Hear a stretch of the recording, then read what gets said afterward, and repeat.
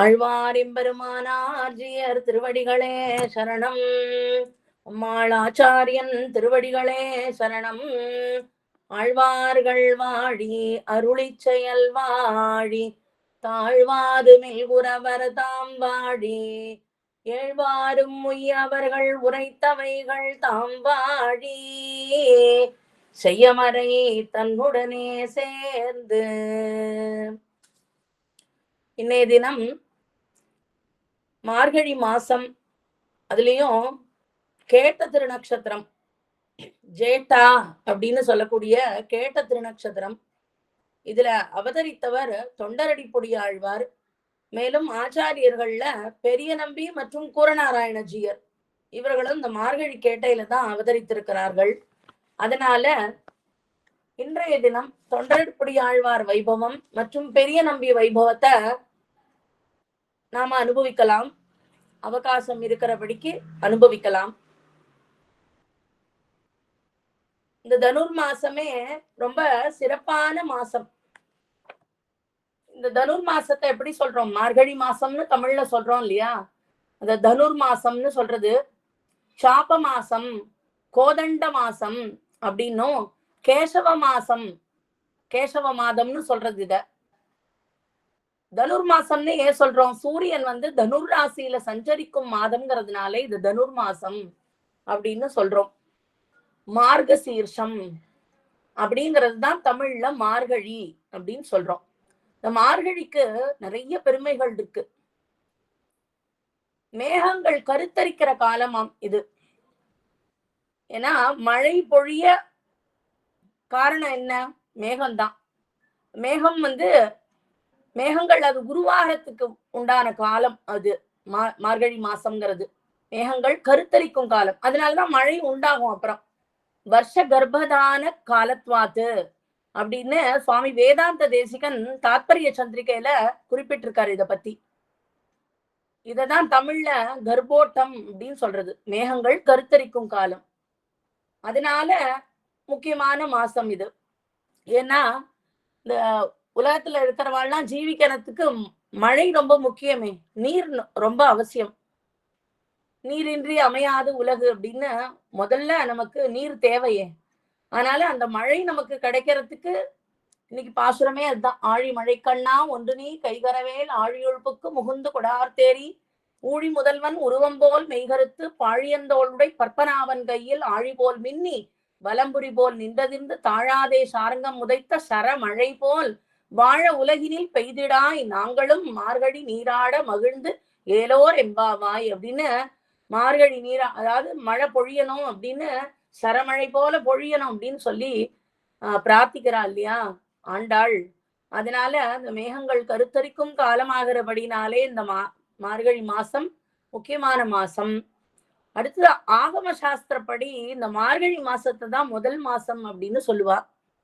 எம்பெருமானுடைய திருநாமங்கள் எத்தனை? 12 துவாதச திருநாமங்கள். அதுல முதல் பெருமாள் கேசவன், கேசவ நாமம் தான் வரும், பகவானுடைய முதல் வடிவம். அதனால அந்த மார்கழி மாதத்தை தான் கேசவ மாசம் அப்படின்னு சொல்லுவோம். ஆக மார்கழியிலேருந்து கார்த்திகை, கார்த்திகைங்கிறது தாமோதர மாசம், தாமோதரன் திருநாமம் தான் கடைசி. அதனால மார்கழி மாசத்தை கேசவ மாசம் அப்படின்னு சொல்லுவோம். ஆக ஆகம சாஸ்திரப்படி இது முதல் மாசம். அத போல இத பூஜ்ய மாசம் அப்படின்னு சொல்லுவோம். ஏன்னா பூஜிக்க வேண்டிய மாதமா. இந்த மார்கழி மாசத்துல கல்யாணம் பண்ண மாட்டா அப்படின்லாம் சொல்றோமே, அதனால அது அமங்கலம்ங்கிற அர்த்தம் கிடையாது. பூஜிக்க வேண்டிய மாசம். ஏன்னா கல்யாணம் காட்சி அப்படின்னு நம்ம வச்சுட்டோம்னா அதுக்கு உண்டான வேலைகள் எல்லாம் பண்ணுவோம், அதுக்கு உண்டான ஆயத்தங்கள்ல நம்ம பொழுது போகும், பெருமாளை தியானிக்க முடியாது, பூஜிக்க முடியாது. அதனால இந்த மார்கழி மாசத்துல எம்பெருமானுக்கு வழிபாடு செய்யணும், அவனை பூஜிக்கணும் எம்பெருமான அப்படிங்கிறதுனால இந்த மாசத்துல வேற காரியங்கள் பண்றது இல்ல. கல்யாணம் அப்படிங்கிற மாதிரி சில விஷயங்கள் பண்றது கிடையாது. பூஜ்ய மாசம் அப்படின்னு சொல்றது பெருமாளை பூஜிக்க வேண்டிய மாசம் இது. எம்பெருமானுடைய வழிபாட்டுக்கு உகந்த மாதம் இது.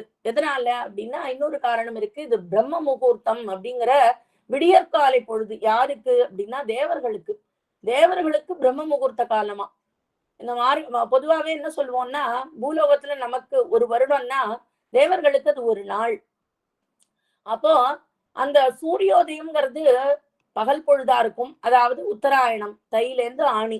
இரவு பொழுது அப்படிங்கிறது தட்சிணாயனம் ஆடியிலேருந்து மார்கழி வரைக்கும். ஆக நமக்கு ஒரு வருடம் அப்படிங்கிறது அவளுக்கு ஒரு நாள்.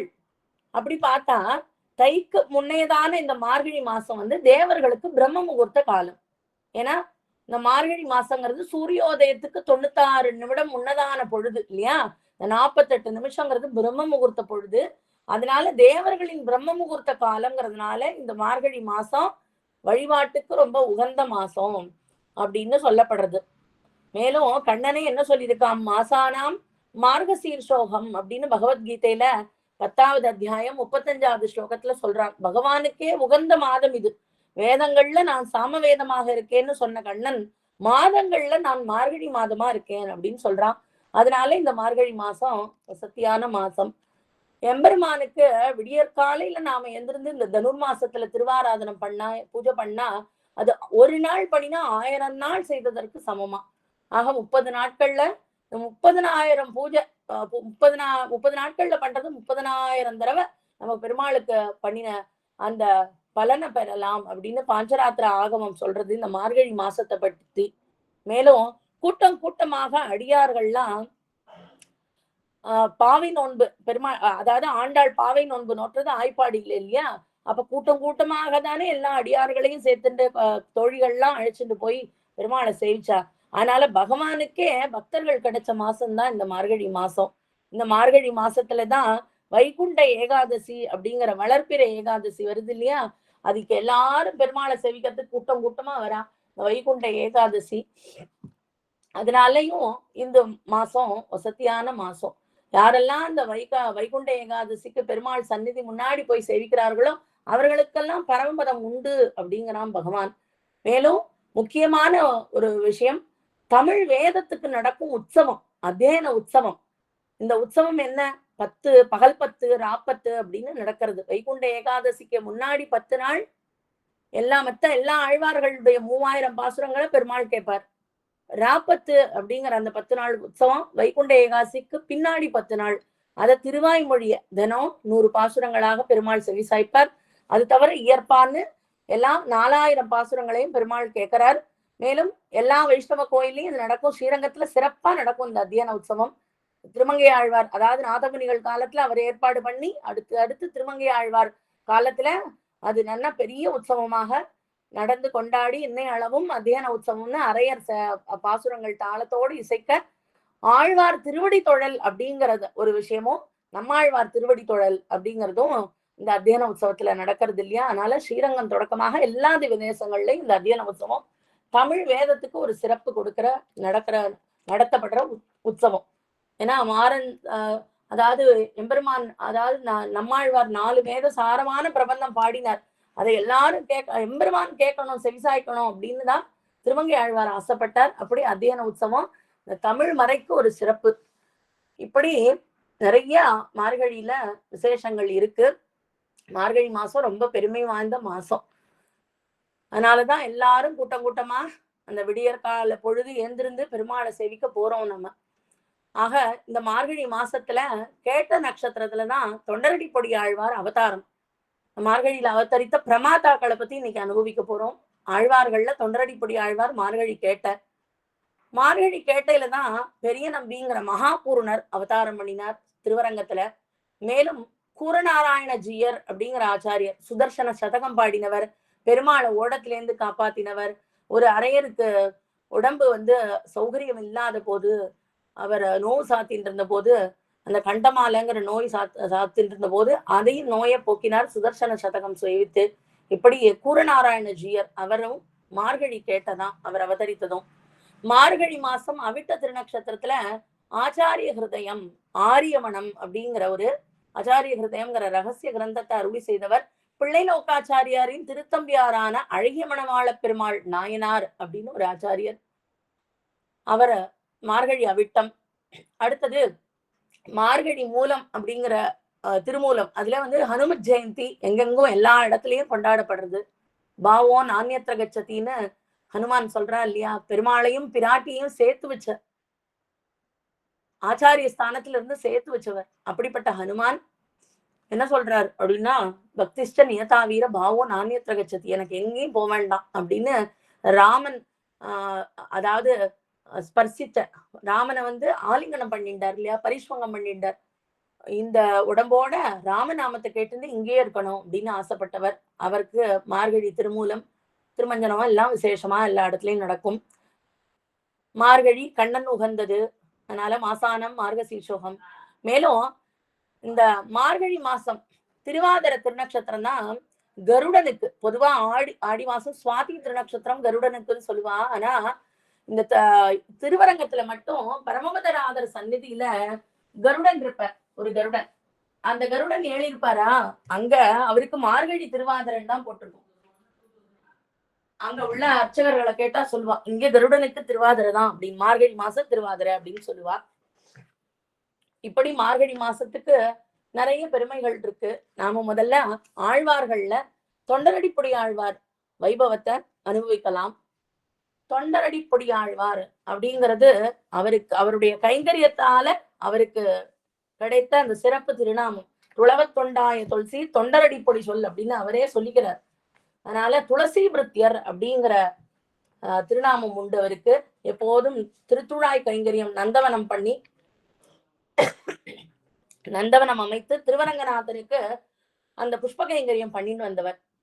கோதண்டே ஜேஷ்ட நட்சத்திரே மண்டங்குடி புரோத்பவம் சோழோர் வியாம் வனமாலாம்சம் பக்த பக்திரேனும் ஆசிரியே அப்படிங்கிறது இவர் தனியன். தமேவ மத்வா பரவாசுதேவம் ரங்கேசயம் ராஜமதர்கனீயம் பிராபோதிகீம் யோகிருத சுக்திமாலாம் பக்தாங்கிரேனும் பகவந்தமீடே அப்படின்னு பாக்குறோம் இல்லையா. சோழ தேசத்துல மண்டங்குடி அப்படிங்கிற ஒரு இடத்துல, அதாவது திவ்ய ஸ்தலத்துல மார்கழி மாசத்துல கேட்ட நட்சத்திரத்துல இவர் அவதரித்தார்.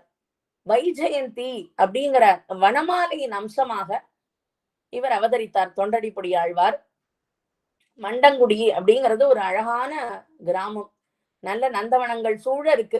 எப்படி இவர் நந்தவனம் அமைச்சாரோ ஸ்ரீரங்கத்துல, அத போல அங்கேயும் நந்தவனம் போல அழகா இருக்கு. அண்டங்குடின்னு சொல்றா. புள்ளம்பூதங்குடிக்கு அருகில இருக்கு. ஆதனூர் புள்ளம்பூதங்குடி அதெல்லாம் சேவிக்க போறச்ச அவசியம் இந்த திருமண்டங்குடியும் போய் சேவிச்சுட்டு வரணும். ஏன்னா தொண்டரடிப்பொடி ஆழ்வார் அவதார ஸ்தலம் இதுதான், சோழ தேசத்துல இருக்கு. சோழக்ஷிதௌ தனுஷி மாசி மகேந்திர தாரே பிராதுராச முரஜித் வனமாலிகாம்சா ரங்கேச கேளிசகம் ஊர்வசிகம் த்விஜேந்திரம் பக்தாங்கிரேணும் அனகாத்ம குணம் பிரபத்தியே அப்படின்னு ஒரு ஸ்லோகம் இவரை பத்தினது. சோழ தேசத்துல திருமண்டங்குடியில மார்கழி மாசத்துல இந்திரனை தேவதையாக கொண்ட கேட்ட நட்சத்திரத்துல பகவானுடைய வனமாலையின் அம்சமாக ஸ்ரீரங்கநாதனுடைய இனிய தோழராய் அப்படின்னு சொல்றார். ரங்கேச கேளி சகம் அப்படின்னு ரங்கநாதனுக்கு இனிய தோழராய். எப்படி தோழனாரார் அப்படிங்கிறத வைபவத்துல பார்க்கலாம். அந்த இனிய தோழரா இருக்கார். ஊர்துவபுன்றத்தை போல, ஊர்துவபுன்றம்ங்கிறது நெத்திக்கீழ இட்டுக்கிற திருமண், அந்த திருமண் எப்படி மேல் நோக்கி இருக்குமோ அத போல உயர நோக்கிய பூர்வசிக்கையை உடையவராய். ஊர்துவசிகம் அப்படின்னா பூர்வசிக்கை அப்படின்னா மேல் நோக்கி இருக்கும் அந்த சிகையானது. புறச்சூடர்கள் அப்படின்னு சொல்லுவா. அந்த பூர்வசிகையை உடையவராய். ஏன்னா ஆழ்வார்கள்ல 3 பேர் தான் அந்தணர்கள். தொண்டரடிப்பொடி ஆழ்வார் ஒருவர், பெரியாழ்வார் ஒருவர், மற்றொருவர் மதுரகவி ஆழ்வார். 3 பேர் தான் அந்தணர் குலத்திலே பிறந்தவா. இந்த 3 பேரும் புறச்சூடர்கள், அதாவது பூர்வசிகை அந்தணர்கள். இப்படி அந்தணர் தலைவராய் குற்றமற்ற ஆத்ம குணங்களை உடையவராய் அப்படின்னு அனகாத்ம குணம் பிரபத்தியே, குற்றமில்லாத ஆத்ம குணங்களை உடையவராய் அவதரித்த தொண்டடிப்பொடி ஆழ்வாரை சரணமடைகிறேன் அப்படிங்கிறது இந்த ஸ்லோகார்த்தம். இவர் கலியில 288 வருடத்திற்கு பின் 289வது வருஷம் அவதரிக்கிறார். பிரபவ வருஷத்துல இந்த சூரியனானது தனுர் ராசியில் இருக்கும் மார்கழி மாசத்துல செவ்வாய்க்கிழமை கேட்டைங்கிற அழகான திருநக்ஷத்திரத்துல கிருஷ்ணபக்ஷ சதுர்த்தசி திதியில ரங்கநாதனுடைய திருவடி தாமரை இணையே நெஞ்சில் இருத்திய தொண்டடிப்பொடிகள் இப்புவிதனில் அவதரித்தார் அப்படின்னு மற்ற எந்த பெருமாளையும் பாடவே இல்லவர். அரங்கன தவிர வேறையா ஒருவரையும் பாடல. 55 பாசுரமும் அரங்கனுக்கே தான். திருமாலை 45 பாசுரம், திருப்பள்ளி எழுச்சி 10 பாசுரங்கள் எல்லாமே அரங்கனுக்காகவே பாடினார். தத்ரோதபூத் பாகவதாத் விஜேந்திராத் மாகேந்திரபே மாசிச்ச மார்கசீர்ஷே ஸ்ரீ விப்ரநாராயண நாமதேயா முராரி வக்ஷோ வனமாலிகாம்சகா அப்படின்னு திவ்யசூரி சரித்திரத்திலையும் அவரை பத்தின இந்த ஸ்லோகம் இருக்கு. திருமண்டங்குடியில மார்கழி மாசத்துல கேட்ட நட்சத்திரத்துல பரம பாகவதரான அந்தன தலைவர் ஒருவருக்கு புத்திரராய் இவர் அவதரித்தாராம். ரங்கநாத பக்தனாய் இருந்தாராம். முராரியின் திருமார்பில் உள்ள வனமாலையின் அம்சமாக இருந்தார். ஸ்ரீ விப்ரநாராயணன் என்னும் பெயருடையவர். இவருக்கு விப்ரன்னாலே பிராமணன் அர்த்தம். ஸ்ரீ விப்ரநாராயணன் அப்படிங்கிற திருநாமத்தை இட்டாராம். இவர் இரு மாலை ஈந்தார். ஒரு மாலை கிடையாது, இரு மாலை ஈந்தார். என்ன ஆண்டாள போலயே மியூட் போட்டுக்கோங்க. அடியேன் சத்யபாமா மியூட் போட்டுக்கோங்க. இருமாலை ஈந்தேனோ தொண்டரடியார் போலே அப்படின்னு சொல்லுவா. மேலும் பசுந்துளவ தொழில் மாலையும் பெய்யும் மறைத்தமிழ் மாலையும் அப்படின்னு 2 மாலைகள், துளவ மாலை, அந்த திருமாலை ஆகிற மாலை பாமாலை, இது 2ஐயும் அவர் சமர்ப்பித்தாராம். அதனால திருக்கோளூர் பெண் பிள்ளையும் சொல்றா, இருமாலை ஈந்தேனோ தொண்டரடியார் போலே அப்படின்னு. இப்படியாக வனமாலையின் அம்சமாக பூர்வசிக ஸ்ரீவைஷ்ணவ குலத்திலே அவதரித்தார். எம்பெருமானுடைய ஜாயமான கால கட்டாட்சத்தாலே இளம பருவத்திலேயே இவர் பரம சாத்விகரா, சுத்த சாத்விகரா இருந்தார். இவருக்கு வேதம் வல்ல தந்தையார் விப்ரநாராயணன்கிற திருநாமம் விடுறார். சௌளம் உபநயனம் முதலான வைதிக சம்ஸ்காரங்கள் எல்லாம் உரிய காலத்திலே பண்ணுவிக்கிறார்கள். வேத சாஸ்திரங்களையும் நன்றாக பயின்று சாஸ்திரங்களை இளமையிலேயே கரை கண்ட இவர் என்ன பண்றார், நைட்டிக பிரம்மச்சாரியா, நான் கல்யாணமே பண்ணிக்க போறதில்லை அப்படின்னு எம்பெருமானுக்கே கைங்கரியம் ஆட்பட்டிருக்கணும் அப்படின்னு அரங்கனாருக்கே ஆட்செய்யணும் அப்படின்னு திருவரங்கத்துக்கு வந்து எழுந்தருளினார். குலசேகர ஆழ்வார் பாடுறார், அரவரச பெருஞ்சோதி அனந்தன் என்னும் அணி விளங்கும் உயர் வெள்ளை அணையை மேவி அப்படின்னு பாடுறார். அப்படிப்பட்ட திருவரங்கம் என்றுகளோ கழிக்கும் நாளேன்னு குலசேகர ஆழ்வார் ஆசைப்பட்ட திருவரங்கம். அற்றபற்ற சுற்றி வாழும் அந்த நீரரங்கமேன்னு திருமழிசை ஆழ்வாரும் பாடியிருக்கார். இந்த ஸ்ரீரங்கத்தை பத்தி மார்கே மார்கே பதிக நிவகைக்கு உஞ்சமான பவர்காம் அப்படின்னு பராசர பட்டர். எல்லோரும் இந்த ஸ்ரீரங்கத்துல மண்டி கிடக்கிறார்கள் எம்பெருமான் கிட்டையும் அந்த திவ்யதேசத்திலையும். அதனால குடதிசை முடியை வைத்து குடதிசை பாதம் நீட்டி வடதிசை பின்பு காட்டி தென்திசை இலங்கை நோக்கி இப்படி பள்ளி கொண்டிருக்கிற பெரிய பெருமாளை காதலோடு இவர் சேவிச்சாராம். அவரும் என்ன பண்றார், தன் அழகெல்லாம் காமிக்கிறார். குழல் அழகர், வாய் அழகர், கண் அழகர் அப்படின்னு ஆண்டாள் பாடினபடியே குழலழகர், வாயழகர், கண்ணழகர், கொப்போடில் எழுகமல பூவழகர் அப்படின்னு எம்மானார் அப்படின்னு பொங்கோதம் சூழ்ந்த புவனியும் மண்ணுலகம் அங்காதும் சோராமே ஆழ்கின்ற எம்பெருமான் அப்படின்னு. அப்படிப்பட்ட எம்பெருமானை பார்த்த உடனேயும் அவருக்கு பக்தி பாரவசியத்தோல என்ன பண்றார், புண்டரீக மகரிஷிய போலயும் கிருஷ்ணாவதாரத்துல எப்படி மாலாக்காரர் இருந்தாரோ அப்படியும் செண்பக மல்லியோடு செங்கழுநீர் இருவாட்சி என்பகர் பூவும் கொண்டேன்னு பெரியாழ்வார போலையும் இவருக்கு அரங்கனுக்கு நாம ஏதாவது கைங்கரியம் பண்ணணும்னு துளவத்தொண்டு செய்யும் திருவுள்ளம் பத்தி திருநந்தவனம் அமைத்து காலந்தோறும் அவருக்கு புஷ்பம் சமர்ப்பிக்கணும் அப்படின்னு நந்தவனம் அமைச்சார். பூ மாலைகளையும் திருத்துழாய் மாலையும் கட்டின்னு எடுத்துன்னு வந்து பெரிய பெருமாளுக்கு சமர்ப்பித்துண்டு அப்படியே வாழ்ந்து வந்தார். திருமங்கையாழ்வார் சாதிக்கிறார், கல்லார் துழாயும் கணவளரும் கூவிளையும் உள்ளார் முளரியும் ஆம்பலும் முன் கண்ட கால் புள்ளாய் ஓர் ஏனமாய் புக்கிடந்தான் பொன்னடிக்கென்று உள்ளாதார் உள்ளத்தை உள்ளமா கொள்ளோமேன்னு இப்படிப்பட்ட புஷ்பங்கள் எல்லாம் சாத்தி மகிழணும். அப்படி எல்லாம் பெருமாளுக்கேன்னு நினைக்காத உள்ளம் ஒரு உள்ளமா அப்படிங்கிறார்.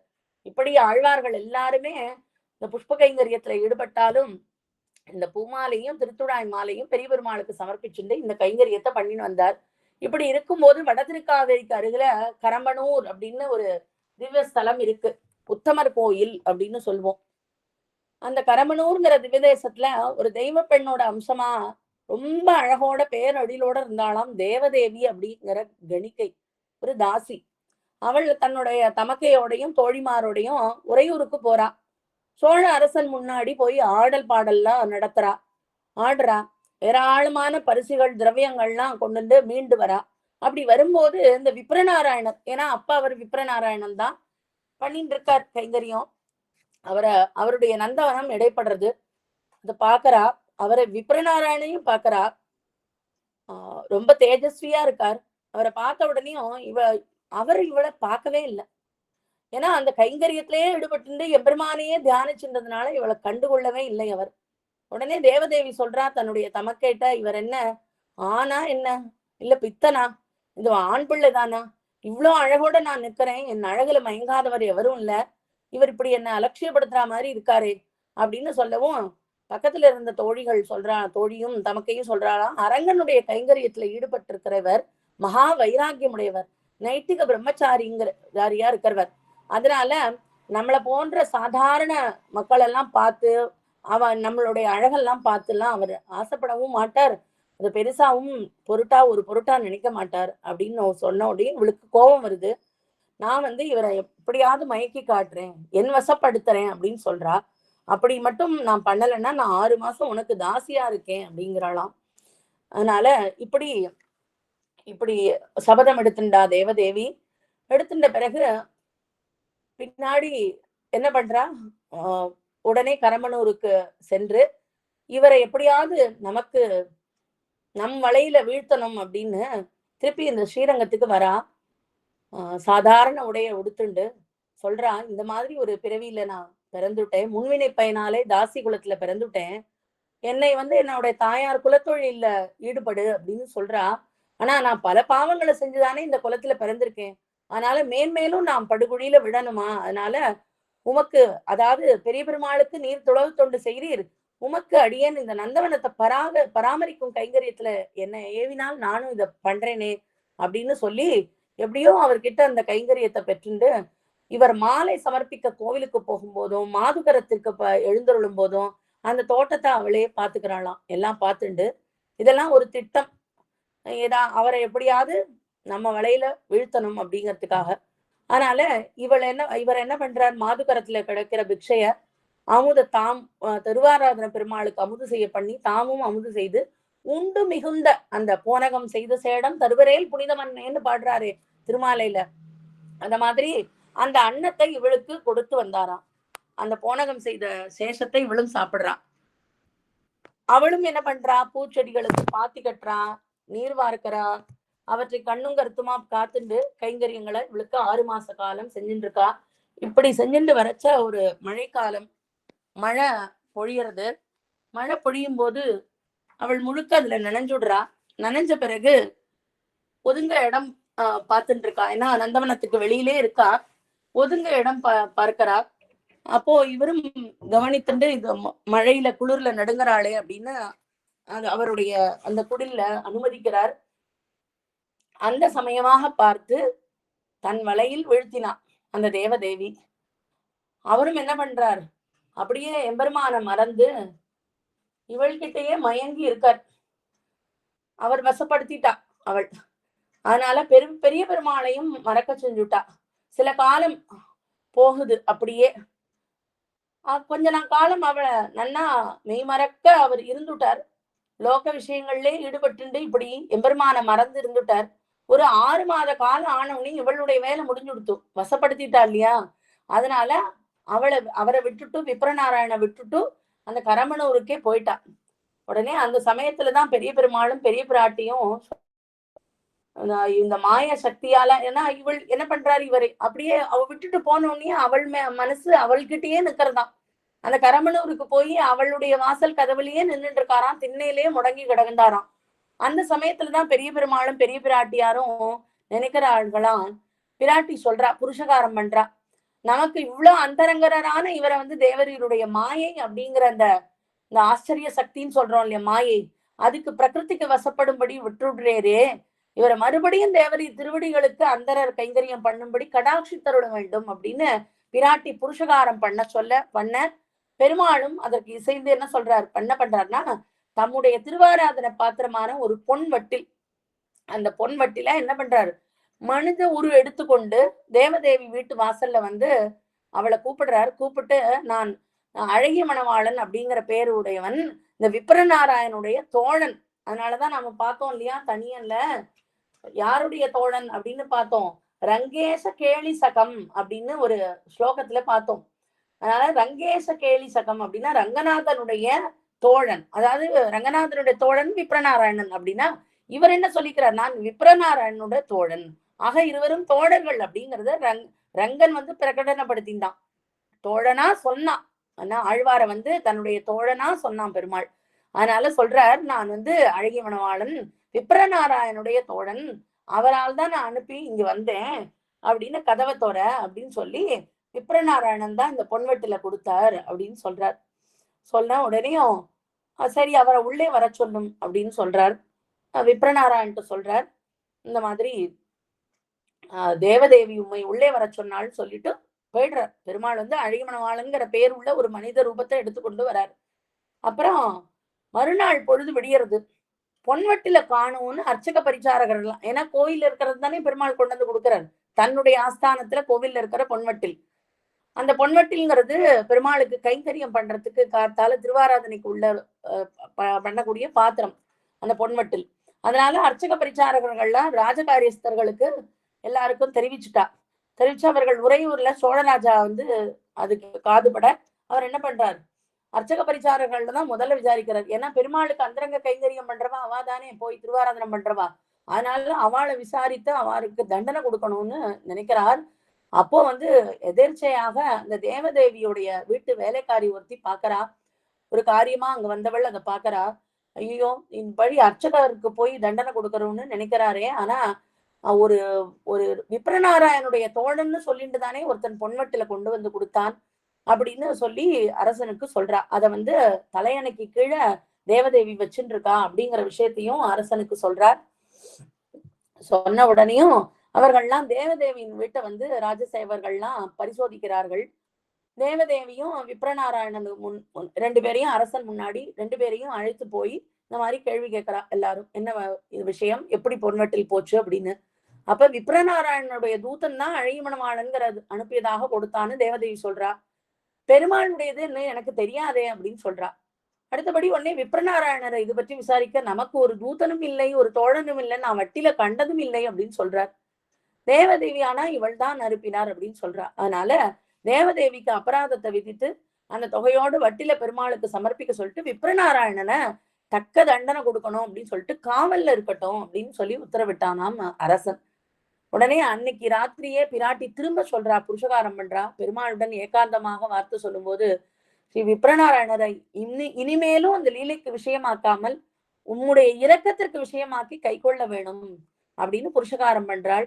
பெருமாளை இசைந்து அரசனோட கனவுல எழுந்தொழி, விப்ரநாராயணுடைய முன்வினை பயனை கழிப்பதற்காக தான் நாம பொன்வட்டில சென்று கொடுத்து அவருக்கு சிறைவாசம் வரும்படி பண்ணினோம், அதனால அவர்களை விடுதலை பண்ணணும், திருமால கைங்கரியத்துக்கு திருப்பி அவரை அனுப்பணும் அப்படின்னு அரசனுடைய கனவுல வந்தாராம்.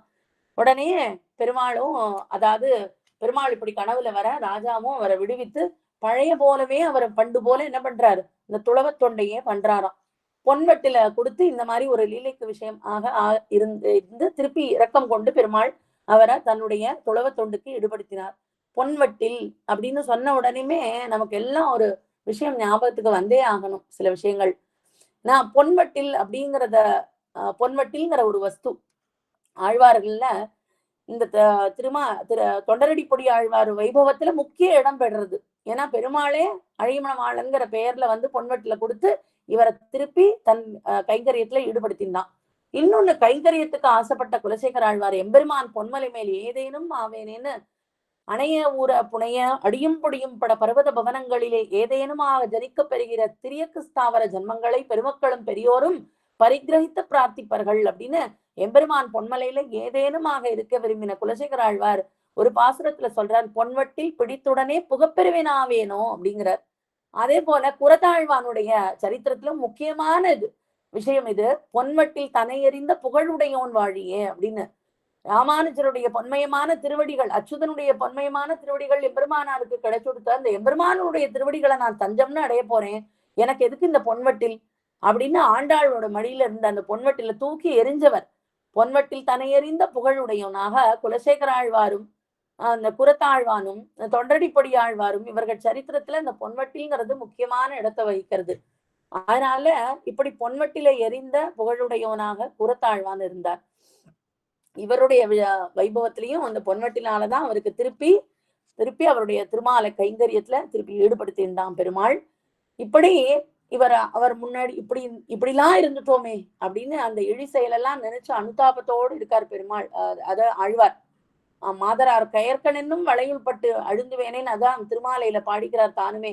சூதனாய் கல்வனாகி தூர்த்தரோடு இசைந்த காலம் மாதரார் கயற்கன் என்னும் வளையுள்பட்டு அழுந்துவேனே போதரே என்று சொல்லி புந்தியுள் புகுந்து தன்பால் ஆதரம் பெருக வைத்த அழகனூர் அரங்கமன்னே அப்படின்னு தன் சரித்திரத்தை தானே சொல்லிக்கிறார். எப்படி இருந்தேன்னா அப்படின்னு, துர்தரோடு இசைந்த காலம் மாதரார் கயற்கனும் வளையுள்பட்டு இந்த தேவதேவி வளையில பட்டு இருந்தேனே அப்படின்னு சொல்லி தானே தன்னுடைய ஆற்றாமையினால பாடிக்கிற பாசுரம் அது.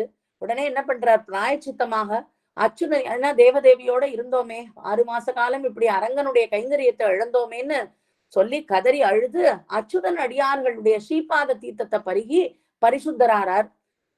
அதுக்கப்புறம் இந்த கிராமம் குலம் முதலானவற்றால் வரும் அனர்த்த பேர்களை அடியோடு விட்டு நமக்கு இது வேண்டாம், விப்ரநாராயணன்கிற அந்த குலப்பெருமையும் வேண்டாம், எதுவும் வேண்டாம், புலவ தொண்டுல ஈடுபட்ட அடியார்களின் அடிப்பொடியாக நம்ம இருப்போம், அதுவே நமக்கு உஜ்ஜீவனம் அப்படின்னு சொல்லிதான் கவளமால் யானை கொன்ற கண்ணனை அரங்கமாலை துளவத் தொண்டாய தொல்சீர் தொண்டர் அடிப்பொடி சொல் இளைய பொன் கவிதையேலும் எம்பிரார்க்கு இனியவாறேன்னு தொண்டர் அடிப்பொடி, பத்தர் அடிப்பொடி, பக்தாங்கிரி ரேணு, துளசி பிரித்தியர் அப்படின்லாம் திருநாமம் அவரை சாத்தின்றார். இந்த மாதிரி இந்த அடிப்பொடியா இருக்கணும்னா அப்படின்னு.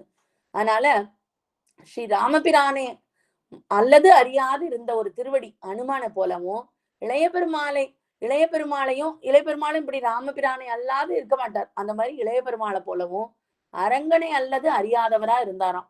அரங்கனை தவிர வேற ஒத்திரியுமே இவர் பாடல.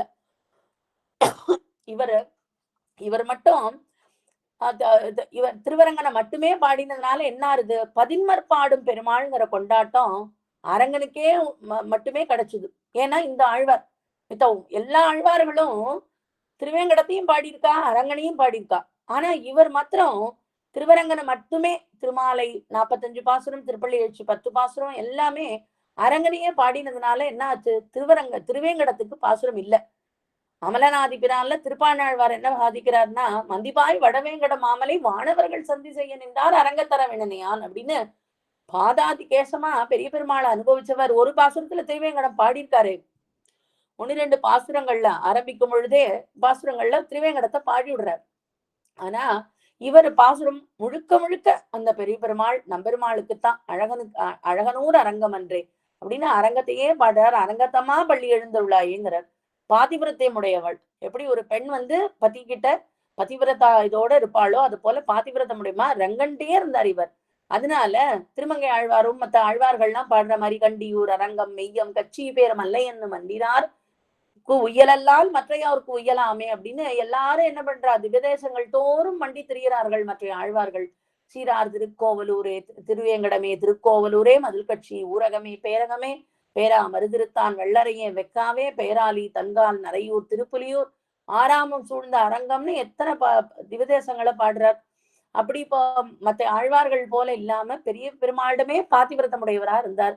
பெரிய பெருமாளும் இவருக்கு மயர்வர மதிநலம் அருளி தம்முடைய ஸ்வரூப ரூப குண விபூதி சேட்டித்தங்கள் அனைத்தையும் அப்படியே கையில் கணியன்னு காட்டி கொடுக்கிறாராம். இவரும் பெரிய பெருமாளை அனுபவிச்சு அதுக்கப்புறம் அந்த அனுபவத்தை உள்ளடங்காமல் இந்த சேத்தனர்களுக்கும் நம்ம தாங்கள் மட்டும் அனுபவிச்சுட்டு போயிட்டேன்னா நமக்கு எப்படி கிடைக்கும் பிரபந்தம்?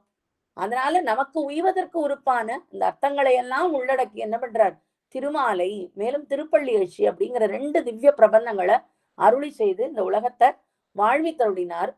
தேவதேவியும் இவருடைய பெருமையெல்லாம் பார்த்துட்டு ஏற்கனவே இவருடைய போனகம் செய்த சேஷம் கிடைச்சது. பெருமாளுக்கு திருவாராதனம் பண்ணி மாதுகரம் பண்ண அந்த பிக்ஷைய பெருமாளுக்கு திருவாராதனம் கண்டருளி அதுக்கப்புறம் தான் உண்டு அந்த மிகுந்த சேஷத்தை போனகத்தை கொடுத்துருக்கா இல்லையா. அதனால இந்த தேவதேவி என்ன பண்றா, மனம் திருந்தி தன்னோட சொத்து முழுசையும் பெரிய பெருமாளுக்கு சமர்ப்பித்து கோயில்லையே திருவலகிடுதல் கைங்கரியம் பண்ணாலாம்.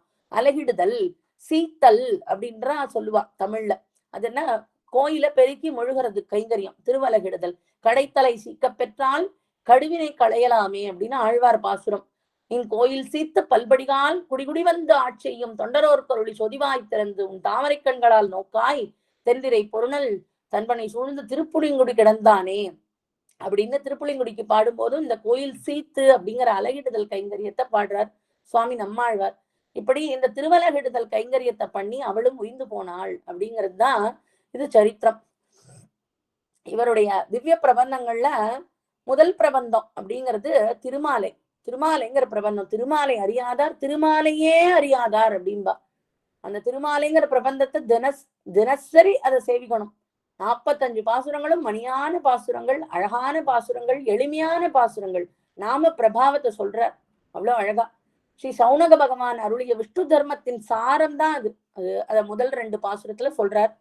பெரிய பெருமாளுடைய திருநாமத்தை கத்ததுனால தமக்குண்டான பெருமைய பரமபத இன்பமும் வேண்டாம் அப்படிங்கிற மாதிரி இச்சுவை தவிரையான் போய் இந்திர லோகமாலும் அச்சுவை பெருளும் வேண்டேன் அரங்கமானகருளானே அப்படின்னு எனக்கு முதல்ல என்ன சொல்றார்? அச்சுவை பெருளும் வேண்டேன் அப்படின்னு சொல்றார். அதனால பரமபதம் வேண்டாம்னு சொல்றார். அடுத்தது என்ன சொல்றாரு? ஆதலால் பிறவி வேண்டேன் அரங்கமானகருளானேன்னு வேத நூல் பிராயம் 100 அப்படிங்கிற பாசுரத்தால சொல்றார். சரி, அச்சுவை பெருளும் வேண்டேன்னு பரமபதமும் வேண்டாங்கிறீர், இங்க சம்சாரத்துல இருந்து உழல வேண்டாம், பிறவியும் வேண்டாங்கிறேன். ஏன்னா ஆழ்வாரும் இனி பிறவியான் வேண்டேன்னு நம்ம ஆழ்வாரும் கேட்டார். அது போல ஆழ்வார்கள் எல்லாரும் அப்படிதான் கேட்பா. அவதாரம் பண்ணினோடையுமே பிறவியான் வேண்டேன்னு கேட்கிறார், இவரும் கேட்கிறார்.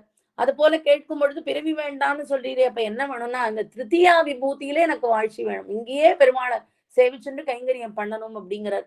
எனக்கு 2 விபூதி தானே இருக்குங்கிறார் பெருமாள். மேல நித்திய விபூதி வேண்டாங்கிறீர் பரமபதம், கீழே லீலா விபூதியில இருக்க முடியலங்கிறேள். அப்புறம் என்னதான் வேணும் அப்படின்னா உன்னுடைய திருத்தியா விபூதி இருக்கேன், 3வது விபூதி தான் ஸ்ரீரங்கம்.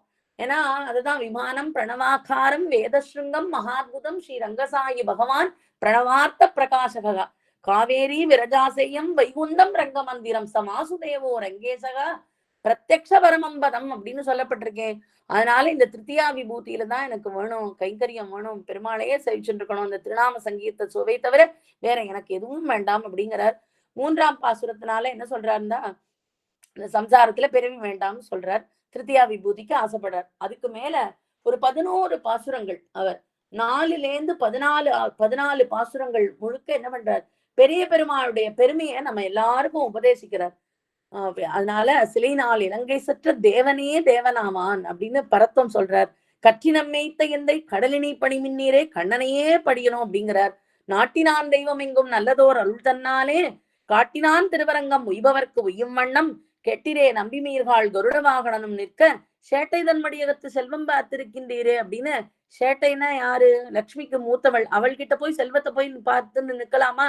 அது போல உய்பவர்க்கு உய்யும் வண்ணம் காட்டினான் திருவரங்கம், அவன் கருட வாகனா நிற்கும் போது வெற்றை தேவதைகளை போய் நீங்கள்லாம் போய் எதிர்பார்த்துன்னு நிக்கிறளே அவள் கிட்ட அப்படின்னு கேட்கிறாரு. அதனால கருவிலே திருவிழாதீர் காலத்தை கழுக்கின்னீரே அப்படின்னு ஒரு வில்லால் ஓங்கு முன்னீர் அடைத்து உலகங்கள் உய்ய செறிவிலே அரக்கர கோனை செற்றனம் சேவகனார் அந்த ராமன் தான் மருவிய பெரிய கோயில் இருக்கிறானே அங்க பெருமாள், அதில் மதில் திருவரங்கம் என்ன திருவரங்கம்னு சொல்லாத நீங்க கருவிலே திருவிழாதீர் அப்படிங்கிறார்.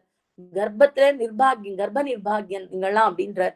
அதனால நமனும் முத்கலனும் பேச நரகில் நின்னார்கள் கேட்க நரகமே சுவர்க்கமாகும் நாமங்கள் உடைய நம்பின்னு முத்கலோபாக்கியானத்தை எடுக்கிறார். நமனும் முத்கலனும் பேசிக்கிறானா, நீ ஏன் கேசவனுக்கு போய் சேவிக்கல? நீ கேசவான்னு சொல்லியிருந்தா இங்க வந்து நரகத்துக்கு வந்திருக்க வேண்டாமே. கிம் துவயா நாச்சித்தோ தேவகா கேசவகா கிளேசநாசனகா அப்படின்னு கெடுமிடர் ஆயவெல்லாம் கேசவா என்ன நாளும் கொடுவினை செய்யும் கூற்றின் தமர்களும் குறுகில்லார்னு ஆழ்வார் பாடுறாரு. கேசவநாமத்தை சொல்லலையே, இப்படி நரகத்துக்கு வந்து நிக்கிறீங்க அப்படின்னு முத்கலன்ட்ட பேசினாராம். இந்த கேசவ நாமத்தை கேட்ட உடனே அப்படியே சொர்க்கமா எடுத்தான் அந்த நரகமும். அதனால அப்படிப்பட்ட அவன் தூர் அரங்கமென்னாது அயர்த்து வீழ்த்தளிய மாந்தர்னு சொல்றார். இப்படிப்பட்டவர்கள் என்ன பண்ற, நீங்களாம் இங்க இருக்கிற மனுஷர்களா நீங்கள்லாம் என்ன பண்றீங்கன்னா புல் கவ்வ கிடக்க போறீர்கள். அரங்கம்னு சொல்லல அப்படின்னா உங்களை பக்ஷி கூட கவ்வாது. நீங்க இறந்த பிறகு உங்களுடைய அந்த கடைசி அந்த பூத்த உடலை பக்ஷி கூட சாப்பிடாது. ஏன்னா நீங்க அரங்கம்னு சொல்லலையே அப்படிங்கிறார். அதனால அரங்கன்னு சொல்லுங்கோ, எல்லாரும் அரங்கான்னு சொல்லுங்கோ. அப்படிப்பட்டவன் வண்டின முரளும் சோலை மலின மாலும் சோலை கொண்டல் மீதனமும் சோலை குயிலினம் கூவும் சோலை அண்டர்கோன் அமரும் சோலை அணிதிரு வரங்கம் என்னா மிண்டர் பாய்ந்து உண்ணும் சோற்றை விளக்கி நாய் கிடுமினீர். நீங்களாம் நன்றி கெட்டவர்கள். உங்களுக்கெல்லாம் பெருமாள் கர்ண கலைபரங்களை கொடுத்திருக்கானே, அது எல்லாம் எம்பெருமானுக்கு பயன்படுத்தணும் நீங்க அதை வச்சுண்டு. அப்படி இல்லாம நீங்களே உண்டியே உடையேன்னு வாழ்றே. இப்படிப்பட்டவன் அண்டர்கோன் அமரும் சோலையான அணி திருவரங்கத்தை அந்த பெருமாளை செவிக்காதவா திருவரங்கம்னு சொல்லாதவா இவர்கள்லாம் நன்றி கெட்டவர்கள். அவர்களுடைய உணவை வாங்கி என்ன பண்ணணும்? அந்த சோற்றை விளக்கி நாய்க்கு இடுமினீரே, நாய்க்கு தான் போடணும் அப்படிங்கிற. இப்படி 14 பாசுரங்கள், 14வது பாசுரம் வரைக்கும் 11 4லேருந்து 14 வரைக்கும் 11 பாசுரங்களால என்ன பண்றாருன்னா உபதேசிக்கிறார் நமக்கு பகவத் விஷயத்த. சம்சாரிகள் இழப்பதை கண்டு பொறுக்க மாட்டாமல் அவளுக்கு உபதேசம் பண்றார். அதுக்கப்புறம் சம்சாரிகள் அதை ஏற்காமையாலே பெரிய பெருமாள் தமக்கு ஐயப்பாடு அறுப்பது முதலாக பரமபக்தி ஈராக தனக்கு நிர்ஹேத்துக்கமாக நிறைய மகோபாரங்களை செஞ்சானே, அத 10 பாட்டால மேற்கொண்டு 10 பாட்டால 15ல இருந்து 24 வரைக்கும் ஏற்கனவே பார்த்தோம். 16வது பாசுரம் சூதனாய் கல்வனாகின்னு இப்படி இருந்த என்ன புந்தியுள் புகுந்து தன்பால் ஆதரம் பெருக வைத்தான், அப்படிப்பட்டவன் அழகனூர் அரங்கமன்னே அப்படின்னு சொல்றார். அதனால அவனுடைய அந்த பெருமாளை பாடி இந்த மாதிரி பெருமாள் எனக்கு நிர்ஹேத்துக கிருப்பை புரிஞ்சான்ங்கிறத 10 பாட்டாலே சொல்றார். ஆக 16ல இருந்து 24, அதுக்கப்புறம் 25ல இருந்து 34 வரைக்கும் சாதனாந்திரங்கள் எதுவுமே தம்மிடம் இல்லை என்று உபாய சூன்யத்தையே அருளி செய்கிறார்.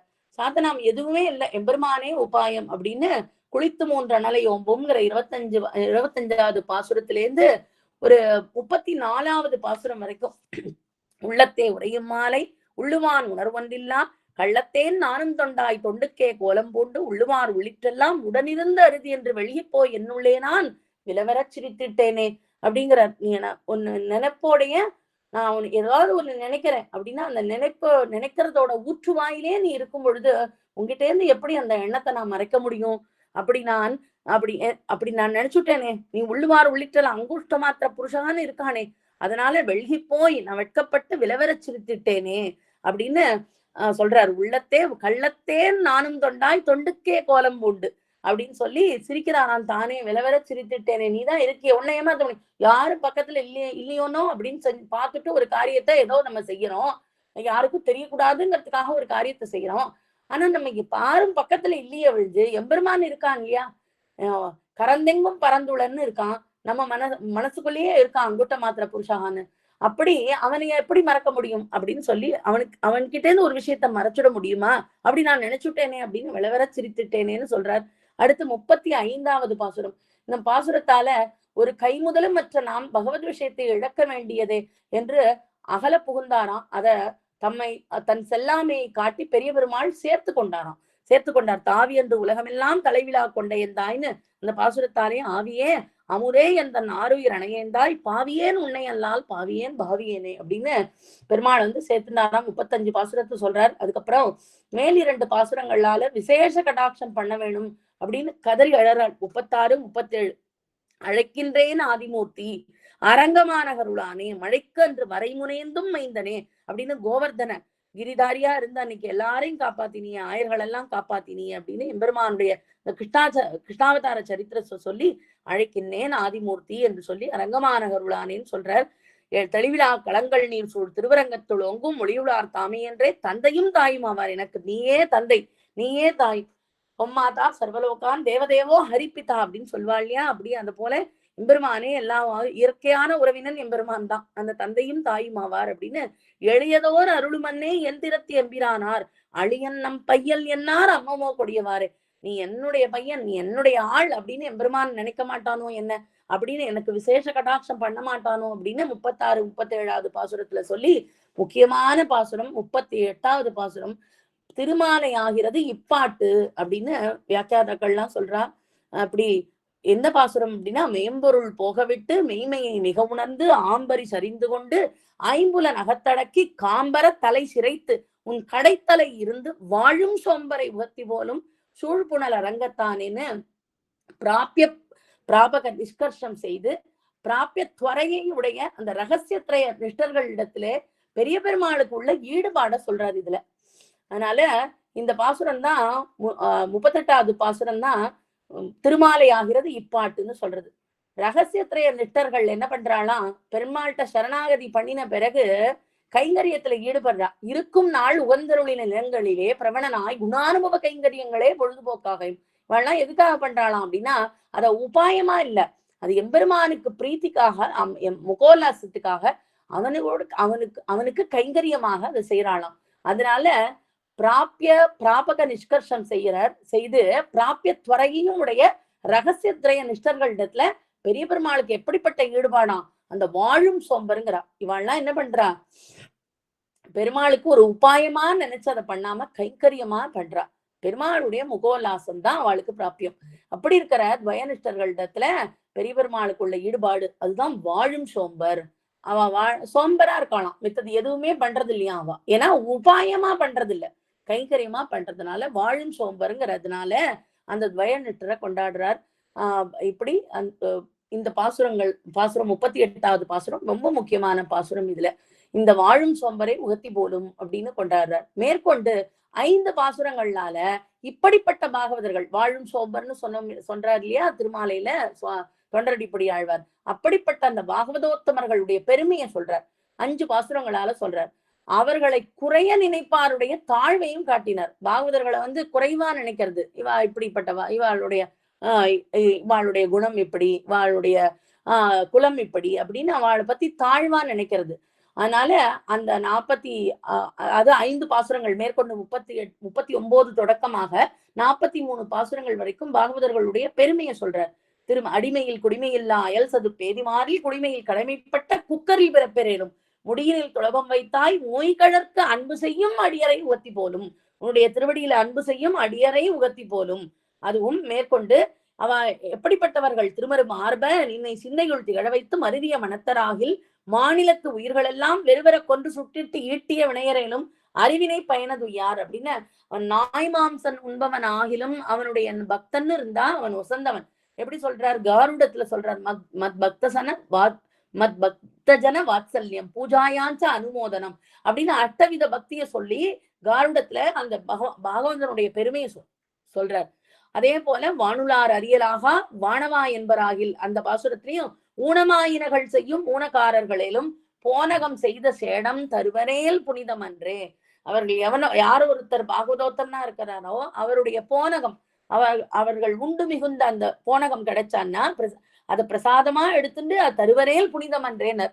அப்படிதான் ஒரு திருவீதி எச்சிலை வாரி உண்ட அந்த நாய்க்கு வீடு பேரு தந்தாய், அந்த நாயோடு கூட இந்த பேய்க்கும் வீடு பேரு தந்தால் பழுதோ அப்படின்னு நம்மாழ்வாருக்கும் ஆதிபிரானுக்கும் கைங்கரியம் பண்ணின அந்தணர்களுடைய அந்த பாகவதர் ஸ்ரீ வைஷ்ணவர்களுடைய எச்சில தினம் சாப்பிட்டு வந்த ஒரு நாய்க்கு வீடு பேரு கிடைச்சுதான். அப்ப இந்த போனகம் செய்த சேடம் அதுதான் இங்க சொல்றார், போனகம் செய்த சேடம் தருவரேல் புனிதம் அன்றே அப்படின்னு அந்த பெருமையை சொல்றார். அதுக்கு அடுத்தது அமரவோர் அங்கமாறும் வேதமோர் 4ம் மோதி தமர்களில் தலைவராய சாதி அந்தணர்களை, வர்ணாசிரமத்துல அந்தணர்களா பிறந்திருந்தா கூட நுமர்களை பழிப்பராகில் நொடிப்பதோர் அளவில் ஆங்கே அவர்கள்தான் புலையர் போறோம். கர்ம சண்டாளன் அப்படின்னு விட்டார். அதனால இப்போ ஜாதி சண்டாளனுக்காவது ஒரு காலத்துல கிடைக்கும் பெருமாளுடைய அந்த கிருப்பை. ஆனா இந்த கர்ம சண்டாளனுக்கு ஒருபோதும் கிடைக்காதான். ஏன்னா அந்த பாகவதர்களோட குலத்தை பத்தியோ அவர்களுடைய குணத்தை பத்தியோ தாழ்ச்சியா நினைக்கிறவாளுக்கு என்னைக்குமே அது கர்மச்சண்டாளனா ஆயிடுவான் அப்படின்னு அவளுடைய தாழ்வை நினைக்க கூடாது, தாழ்ச்சியாவே அவளை நினைக்க கூடாது அப்படின்னு அவர்கள் தான் புலையர் போலும் அரங்கமான அருளானேன்னு சொல்லி 44வது பாசுரத்துல சொல்றார். கஜேந்திரனுக்கு அருள் புரிந்தத, அதாவது பிரமன் சிவன் முதலான அந்த சொப்ரவிருத்தி நிஷ்டர்கள்லாம் பெற முடியாத பேற்ற தன்னையே உபாயமாக கொண்ட கஜேந்திரனுக்கு அருளினானே பெருமாள், அந்த விஷயத்த சொல்றார். கஜேந்திர மோட்சம் காலங்காத்தாலே எந்திருந்த உடனேயும் அதை நினைச்சுக்கணும் அப்படின்னு சொல்வா கஜேந்திர மோட்சத்தை. கஜேந்திர மோட்சம்ங்கிறது நடாத்தூர் அம்மாள் அருளி செஞ்சிருக்காரு ஒரு ஸ்தோத்திரமே. அதே போல இந்த கஜேந்திர ஆழ்வானை பத்தி, அவனுக்கு எம்பெருமான் முக்தி கொடுத்ததை பத்தி நினைச்சுக்கணுமா தினம் காலங்காத்தால எந்திருந்து தன்னையே உபாயமாக கொண்டிருந்தான் கஜேந்திரன். பெருமாளுக்கு சாத்தனமே அந்த தாமர புஷ்பத்தை அப்படின்னு அது ரொம்ப அழகா சாதிக்கிறார். இதுல கஜேந்திரனுக்கு 2 பாசுரம் சாதிக்கிறார் அந்த கஜேந்திர மோட்சத்தை பத்தி. உம்பரால் அறியலாக ஒளியுளார் ஆணைக்காகி செம்புலால் உண்டு வாழும் முதலை மேல் சீறி வந்தார் அப்படின்னும். அதே போல இந்த 44வது பாசுரத்திலையும் பெண்ணுளாம் சடையினானும் பிரமனும் உன்னை காண்பான் எண்ணிலா ஊழி ஊழி தம் செய்தார் வெள்கி நிற்ப விண்ணுளார் வியப்ப வந்த ஆணைக்கண் அருளை இந்த கண்ணரா உன்னை என்னோ கலைகளா கருதுமாறே அப்படின்னு 44வது பாசுரத்துல சொல்றார். இறுதியான பாசுரம் வளவெழும் தவளமாட மதுரைமா நகரந்தன்னுள் கவளமால் யானை கொன்ற கண்ணனை அரங்கமாலை துளவத்தொண்டாய தொல்சீர் தொண்டரடி பொடி சொல் இளைய புன் கவிதையிலும் எம்பிராருக்கு இனியவாறே. பலஸ்ருதி என்ன சொல்றார், பலம், அதாவது ஒவ்வொரு பிரபந்தத்திலையும் ஒரு கற்றாருக்கு பலம் சொல்லுவா. ஆனா ஆழ்வார் இது என்ன சொல்றார், இளைய புன் கவியே, நான் பின்னாடி அவதரிச்ச ஆழ்வார் தான், இளைய ஆழ்வார் தான், புன் கவிதை தான் என்னோடது. ஆனாலும் இது என்னை பெற்ற எம்பெருமானுக்கு, என்னை பெற்றெடுத்த அந்த என்னை பிறப்பித்தவன் யாரு, எம்பெருமான். அவன் எனக்கு பிதா ஸ்தானத்துல இருக்கான், அந்த பிதாவுக்கு இது இனிமையா இருக்கும், அதனால எம்பிராருக்கு இனியவாறே அப்படின்னு பலன் சொல்லி முடிச்சார். இந்த திருமாலைய கத்துண்டவாளுக்கு என்ன பலன் சொல்றார்? இளைய புன் கவிதையிலும் எம்பிராருக்கு இனியவாறேன்னு சொல்லி திருமாலையில கற்றாருக்கு பலம் சொல்லி தலை கற்றார். திருமாலையில தொண்டடிப்பொடி ஆழ்வார் ஆதலால் பிறவி வேண்டேன் அப்படின்னு பிரகிருதி சம்பந்தம் தாழ்ந்தது அப்படிங்கிற ஞானத்தையும், போனகம் செய்த சேடம் தருவரேல் புனிதம் அப்படிங்கிறபடி பாகவத சேஷத்துவம் அளவாக ஸ்வரூப யாதாத்ம ஞானத்தையும், காவலில் புலனை வைத்து அப்படின்னு சொல்லி இந்திரிய நிகிரகத்தையும், குளித்து 3 அனலை ஓம்பும் அப்படிங்கிற பாசுரத்தின்படி அனன்யோபாயத்துவ ஞானத்தையும், உன் அருளென்னும் ஆசை தன்னால் அப்படின்னு சொல்றபடி உபாய யாதாத்ம ஞானத்தையும் விளைத்து சம்சாரமாகிற பெரும் தூக்கத்திலிருந்து அவரை எழுப்பினாராம். சம்சாரங்கிற பெரித தூக்கத்துல நம்ம எல்லாம் இருக்கோமே, அத போல தொண்டடிப்படி ஆழ்வார் தான் சொல்லிக்கிறார். அப்படி பெரிய பெருமாள் சோம்பரை உகத்தி போலும் அப்படின்னு எழுப்பினாரோன்னோ, அடுத்து வாழும் சோம்பரை உகத்தி போலும் அப்படின்னு சொல்லி இவரை மிகவும் உகந்தாராம். இவரை இவ்வளவு தூரம் புகழ நிறுத்தின தன் பெருமையை அனுசந்தித்துண்டு எல்லாரையும் இவரை போல நம்மிடம் ஈடுபடைய செய்ய வழி என்ன அப்படின்னு சிந்தித்துண்டு யோக நித்திரை பண்ண போயிட்டானாம் எம்பெருமான். உடனே அப்படி உறங்கும் பெரிய பெருமாளை என்ன பண்றார்? உத்திட்ட புருஷஹரி லோகித பிங்களாட்சி அப்படின்னு அதாவது தைத்திரிய நாராயணவல்லி, அதாவது உபனிஷத்தை எழுப்புறது இல்லையா, அதை போல செந்தாமரை போல சிவந்த கண்ணனே புருஷனே ஹரியே எழுந்தருளான்னு வேத புருஷன் எழுப்புறார். இந்த அசாதாரணமான 2 திருநாமங்களையும் புண்டரிகாட்சம் அப்படிங்கிறதையும் அழைத்து அவனுக்கு திருப்பள்ளி எழுச்சி பாடின வேத புருஷனை போலவும், கௌசல்யா சுப்ரஜாராமா அப்படின்னு விஸ்வாமித்திர மகரிஷி எழுப்பினாரே ராமன் அது போலவும், உம்பர் கோமானே உறங்காது எழுந்திராய் அப்படின்னு திருப்பாவையில ஆண்டாள் எழுப்பினா போலையும், அரங்கத்தம்மா பள்ளி எழுந்தருளாயே அப்படின்னு தன்னுடைய பிராபிய துறையாலே பாசுரந்தோறும் திருப்பள்ளி உணர்த்தி அடியாருக்கு ஆட்படுத்தாய் அடியாருக்கு ஆட்படுத்தாய்ன்னு கடைசியா என்ன பாசுரத்துல முடிக்கிறார் திருப்பள்ளி எழுச்சியில, அடியாருக்கு ஆட்படுத்தாய்ன்னு சொல்லி முடிக்கிறார். அதனால பிராபியத்தின் எல்லையான அந்த பாகவத கைங்கரியத்தை பிரார்த்தித்து தலை கற்றார் தன்னுடைய சரம பிரபந்தமான திருப்பள்ளி எழுச்சியில. பிரதம பிரபந்தம் திருமால, சரம பிரபந்தம் திருப்பள்ளி எழுச்சி. இப்படி திருமங்கை ஆழ்வார் இவர் நந்தவனம் இருக்கும் இடத்தை ஒதுக்கி திருமதில் கட்டினாராம். திருமங்கை ஆழ்வார் வாழ்ந்த காலத்துல ஆளிநாடன் திருச்சுற்றுன்னு 4வது திருச்சுற்று கற்றார். அப்ப என்ன பண்றார்? இவருடைய நந்தவனம் வந்திருக்கு, நந்தவனம் அதாவது தொண்டடிப்பொடி ஆழ்வாரோடது. அதனால அதுக்கு எந்த இதுவும் இல்லாம நாம அந்த திருமதில ஒதுக்கி கட்டணும்னு கட்டினாராம். அதனால தொண்டடிப்பொடி ஆழ்வார் அவருடைய பூக்கொய்யும் ஆயுதம், பெரிய ஆழ்வாரும் சரி இவரும் சரி பூக்கொய்யறதுக்கு ஒரு ஆயுதம் வச்சுருப்பா இல்லையா நந்தவனம் பாத்தி கட்டுறதுக்கு, அப்படி அந்த ஆயுதத்துக்கு என்ன பண்றாராம்? அருள்மாரி அப்படின்னு திருமங்கை ஆழ்வார் திருநாமத்தை விட்டாராம். ஏன்னா தன்னுடைய அந்த நந்தவனம் குறுக்கு வந்தாலும் அதை விடுத்து மதில் கட்டினாராம் திருமங்கை ஆழ்வார். அதனால இப்படிலாம் ஐதீகங்கள் சொல்றது இவருடைய. அதனால நமக்கு என்ன தெரியறது அப்படின்னா, இவ்விருவரும் சமகாலத்தவர், தொண்டடிப்பொடி ஆழ்வாரும் திருமங்கை ஆழ்வாரும். மேலும் உபதேச ரத்ன மாலையில பாசுரம் பாடுறாரு இல்லையா, நற்பானன் நற்கலியன் ஈதிவன் தோற்றத்தை அடைவாமிங்க. அதாவது பொய்கையார் பூதத்தார் பேயார் புகழ்மழிசை ஐயன் அருள்மாறன் சேரலர் கோன் துயபட்டநாதன் அன்பர் தாழ் தூளி நற்பானன் நற்கலியன் ஈதிவர் தோற்றத்தை அடைவாமிங்கு அப்படின்னு இவர்களுடைய தோற்றத்தை அடைவ அருளி சேரையாலே மூவருமே ஒரு காலத்தில் இருந்தவர்கள் அப்படிங்கிறது நமக்கு தெரிய வருது இல்லையா. அப்படி மன்னிய சீர் மார்கழியில் உதித்த இந்த தொண்டரடிப்பொடி ஆழ்வார் வைபவத்தை கொஞ்சம் அனுபவிச்சோம். மன்னிய சீர் மார்கழியில் கேட்ட என்று மாநிலத்தீர் எண்ணிதனுக்கென் ஏற்றமென் எனில் உரைக்கேன் துண்ணு புகழ் மாமரையோன் தொண்டரடிப்பொடிய ஆழ்வார் பிறப்பால் நான் மறையோர் கொண்டாடும் நாள் அப்படின்னு இவருடைய வைபவம் சுருக்கமாக அனுபவிச்சோம். மண்டங்குடியதனை வாழ்வித்தான் வாழியே, மார்கழியில் கேட்டைதனை வந்துதித்தான் வாழியே, தண்டிரை சூழ் அரங்கனையே தெய்வம் என்னான் வாழியே, திருமாலை 9 செப்பினான் வாழியே, பண்டு திரு பள்ளி எழுச்சி பத்துரைத்தான் வாழியே, பாவையர்கள் கலவிதனை பழித்த செல்வன் வாழியே, தொண்டு செய்த துளபத்தால் துளங்கினான் வாழியே, தொண்டரடிப்பொடி ஆழ்வார் துணைப்பதங்கள் வாழியே. தொண்டரடிப்பொடி ஆழ்வார் திருவடிகளே சரணம். ஆழ்வார்கள்ல மார்கழி கேட்டையில அவதரித்த தொண்டரடிப்பொடி ஆழ்வாரை பத்தி அவருடைய வைபவத்தை அனுபவிச்சோம். இனி நாம மார்கழி கேட்டையில அவதரித்த பெரிய நம்பிகள் வைபவத்தை அனுபவிக்கணும். சுருக்கமாக அனுபவிப்போம். ஸ்ரீ பராங்குச தாசர் அப்படின்னும் மகாபூர்ணர் அப்படின்னும் இவருக்கு திருநாமங்கள் உண்டு பெரிய நம்பிகளுக்கு. ஆக தயானிக்னம் யதீந்திரஸ்ய தேசிகம் பூர்ணமாஸ்ரயே ஏன விஸ்வஸ்ருஜோ விஷ்ணோர் அபூரியத மனோரதா அப்படின்னு எத்திராஜ சப்ததியில பெரிய நம்பிகளை பத்தின ஒரு ஸ்லோகம், 9வது ஸ்லோகம். இதுக்கு அர்த்தம் என்னன்னா, ஒன்னி உலகம் படைத்த விஷ்ணுவின் சேதனலாப மனோரதம் எவராலே நிறைவேற்றி வைக்கப்பட்டதோ கருணை நிரம்பியவரும் எதிராஜருடைய ஆச்சாரியருமான அத்தகைய பெரிய நம்பிகளை ஆசிரயிக்கிறேன். தயானிக்னம் யதீந்திரஸ்ய தேசிகம் பூர்ணமாசிரியே ஏன விஸ்வஸ்ருஜோ விஷ்ணோர் அபூரியத மனோரதா அப்படிங்கிறது.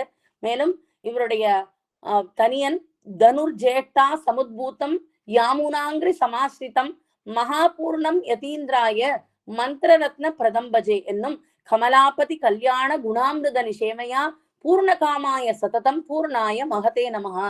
நித்திய தனியன் தினமும் சேவிப்போம் நமக்கு குரு பரம்பரையில இவருடைய தனியன. அதனால ஸ்ரீமன் நாராயணனுடைய கல்யாண குணங்களாகிற அமுதத்தை பருகுகையால் எப்போதும் விருப்பம் நிறைவேறப்பட்டவராய் இருக்கும் பெரிய நம்பிகளுக்கு நமஸ்காரம் அப்படிங்கிறது இந்த தனியனுடைய அர்த்தம். கமலாபதி அப்படிங்கிறது எம்பெருமான்.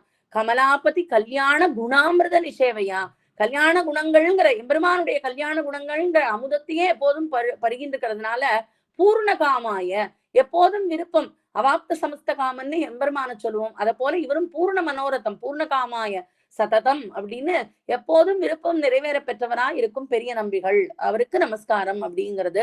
இந்த நித்திய தனியனை பார்த்தோம். ஆளவந்தார் அவதரிச்சு 21 வருஷங்களுக்கு பிறகு கிபி 997-98 இது ஹேவிளம்பி வருஷம்னு சொல்றது. இந்த ஹேவிளம்பி வருஷத்துல மார்கழி மாசம் கேட்டை நட்சத்திரத்துல புதன்கிழமையில பிருகச்சரண பிராமண குலத்தில் அவதரிச்சார். பாரத்வாஜ கோத்திரத்துல யதுஷாக்கையில ஸ்ரீ பராங்குச தாசர் எனும் திருநாமம் உடையவராய் குமுதருங்கிற நித்தியசூரியின் அம்சமாக அவதரித்தவர் தான் இந்த பெரிய நம்பி. பெரிய நம்பிகளுக்கு நிறைய பெருமை உண்டு. ஏன்னா ராமானுஜருக்கு ஆச்சாரியருங்கிறதே ஒரு பெருமை, முதல் பெருமை. அதனால எம்பெருமானாருக்கு சமாசிரயணம் செய்த முக்கிய ஆச்சாரியராகையாலே ஆளவந்தாருடைய 5 சிஷ்யர், நிறைய சிஷ்யர்கள் உண்டு. அதாவது 5 சிஷ்யர்களை ஆளவந்தாருடைய 5 சிஷ்யர்கள் தான் ராமானுஜருக்கு ஆச்சாரியர், பஞ்சாச்சாரியர் அப்படின்னு சொல்றோம். ஆக ஆளவந்தாருடைய சிஷ்யர்களுள் பெருமை பெற்றவராய் இருந்தவர் பெரிய நம்பி.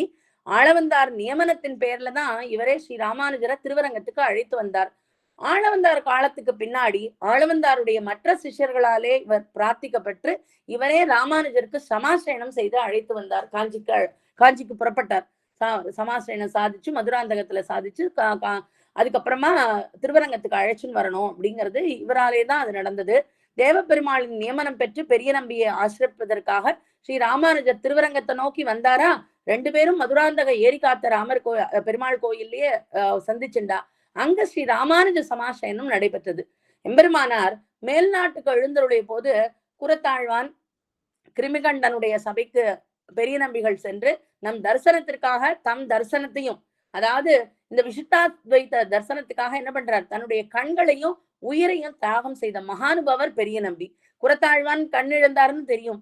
அது போல குரத்தாழ்வானோடு சென்ற இந்த பெரிய நம்பியும் வயோவிருத்தரா இருந்தார். அப்ப என்ன பண்றார், தன் கண்களை தானே தியாகம் செய்து உயிரையும் தியாகம் செய்தார். இவருடைய குமாரர் பெயர் புண்டரீகாட்சர், பெண் இவருடைய திருக்குமாரத்தி அத்துழாய். இவர் இருவரையும் உத்தாரகரான எம்பெருமானார் திருவடிகளிலே ஆசிரயிப்பித்தார். அதனால ஆளவந்தாருடைய சிஷ்யராய் மேலும் சதுர்த்த வர்ணத்தை சேர்ந்தவரான மாரண்யரின் நம்பிக்கு பிரம்மமேத சம்ஸ்காரம் செய்த பெருமை இவர் ஒருவருக்கு தான். இது இவருடைய வைபவத்துல கொஞ்சம் விஷயங்களை சுருக்கமா அனுபவிச்சோம். எதிராஜ வைபவம் கொண்டு இந்த பெரிய நம்பிகள் வைபவத்தை நாம இன்னும் கொஞ்ச நேரம் அனுபவிப்போம். அதாவது பெரிய நம்பிகள் அப்படின்னு மகாபூர்ணர் அப்படின்றோம்.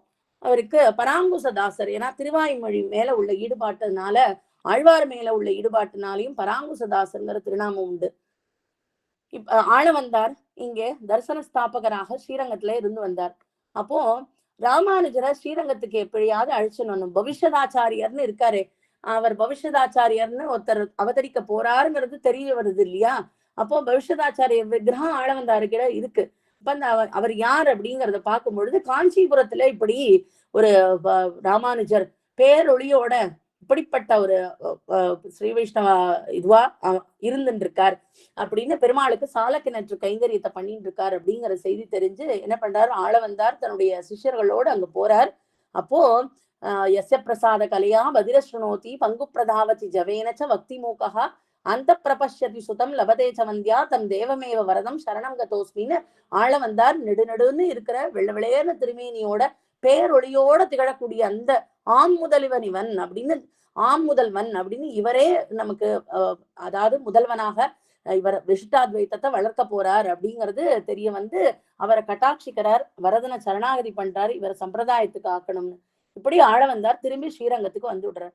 அதுக்கப்புறம் ஆளவந்தார் ராமானுஜரை ஸ்ரீரங்கத்துக்கு அழைத்து வருவதற்காக தமது சிஷ்யரான பெரிய நம்பியை அனுப்பினாராம் ஆளவந்தார்.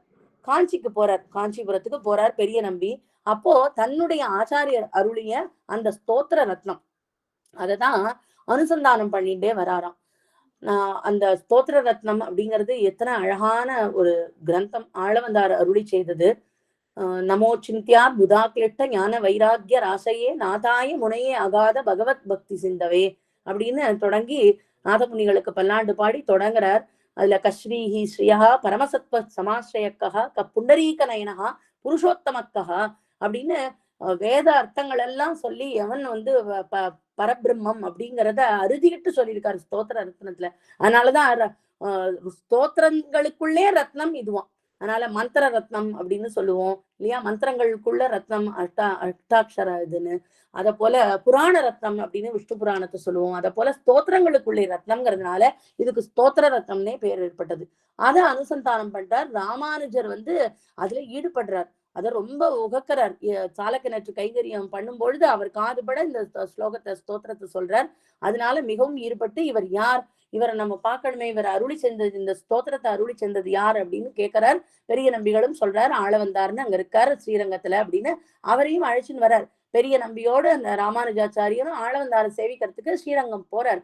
அப்போ ஸ்ரீரங்கம் வரும்பொழுது வடதிருக்காவேரி கரையிலேயே நிறைய வைஷ்ணவ சமூகத்துல எல்லாரையும் பார்த்தாராம். ஸ்ரீ வைஷ்ணவ சமூகம் திரண்டு இருக்கிறத பார்த்தாராம். ஆளவந்தார் திருக்குமாரனான திருவரங்க பெருமாள் அரையர் முதலான ஸ்ரீ வைஷ்ணவர்கள்லாம் எல்லாரும் ஓடி வந்து பெரிய நம்பியும் இவரும் வரதை பார்த்துட்டு ராமானுஜரும் வரதை பார்த்துட்டு ஆளவந்தார் பரமபதம் அடைந்ததை அவர்களுக்கு சொன்னார்களாம். ஏதோ ஒரு விதமாக மனசை தேத்திண்டு, ஏன்னா ஆளவந்தாரை சேவிக்கணும்னு அவ்வளவு மனோரதிக்கின் இருந்தார் ராமானுஜர். ஆனா பார்க்க முடியல. ஆனா ஆளவந்தாருடைய சரம திருவேணியை சேவிக்கிறார். சேவிக்கும் பொழுது இப்படி ஆளவந்தாரை சேவிக்க முடியாம போயிடுத்தே அப்படிங்கிற மன வருத்தத்தோட ஏதோ ஒரு விதமாக ஆறுதல் அடைந்து பகவானுக்கு சங்கல்பம் இல்லை அப்படின்னுட்டு ஆளவந்தாருடைய சரம திருவேணிய சேவிக்க வரார். அப்படி வரும்போது பார்க்கிறார் அவருடைய திருமேனில 3 விரல்கள் மடங்கி இருக்கு. அதை பார்த்த உடனே தோணித்தாம், அதாவது யாமுனாங்குலி மோச்சகாய நமகா அப்படின்னு அந்த திருவிரல்கள்லாம் மடங்கியிருக்கிறதுக்கு காரணத்தை அளவந்தாருடைய 3 மனக்குறைகள் எல்லாம் கேள்விப்பட்டாராம் அவர்கள் சிஷ்யர்கள் மூலமாக.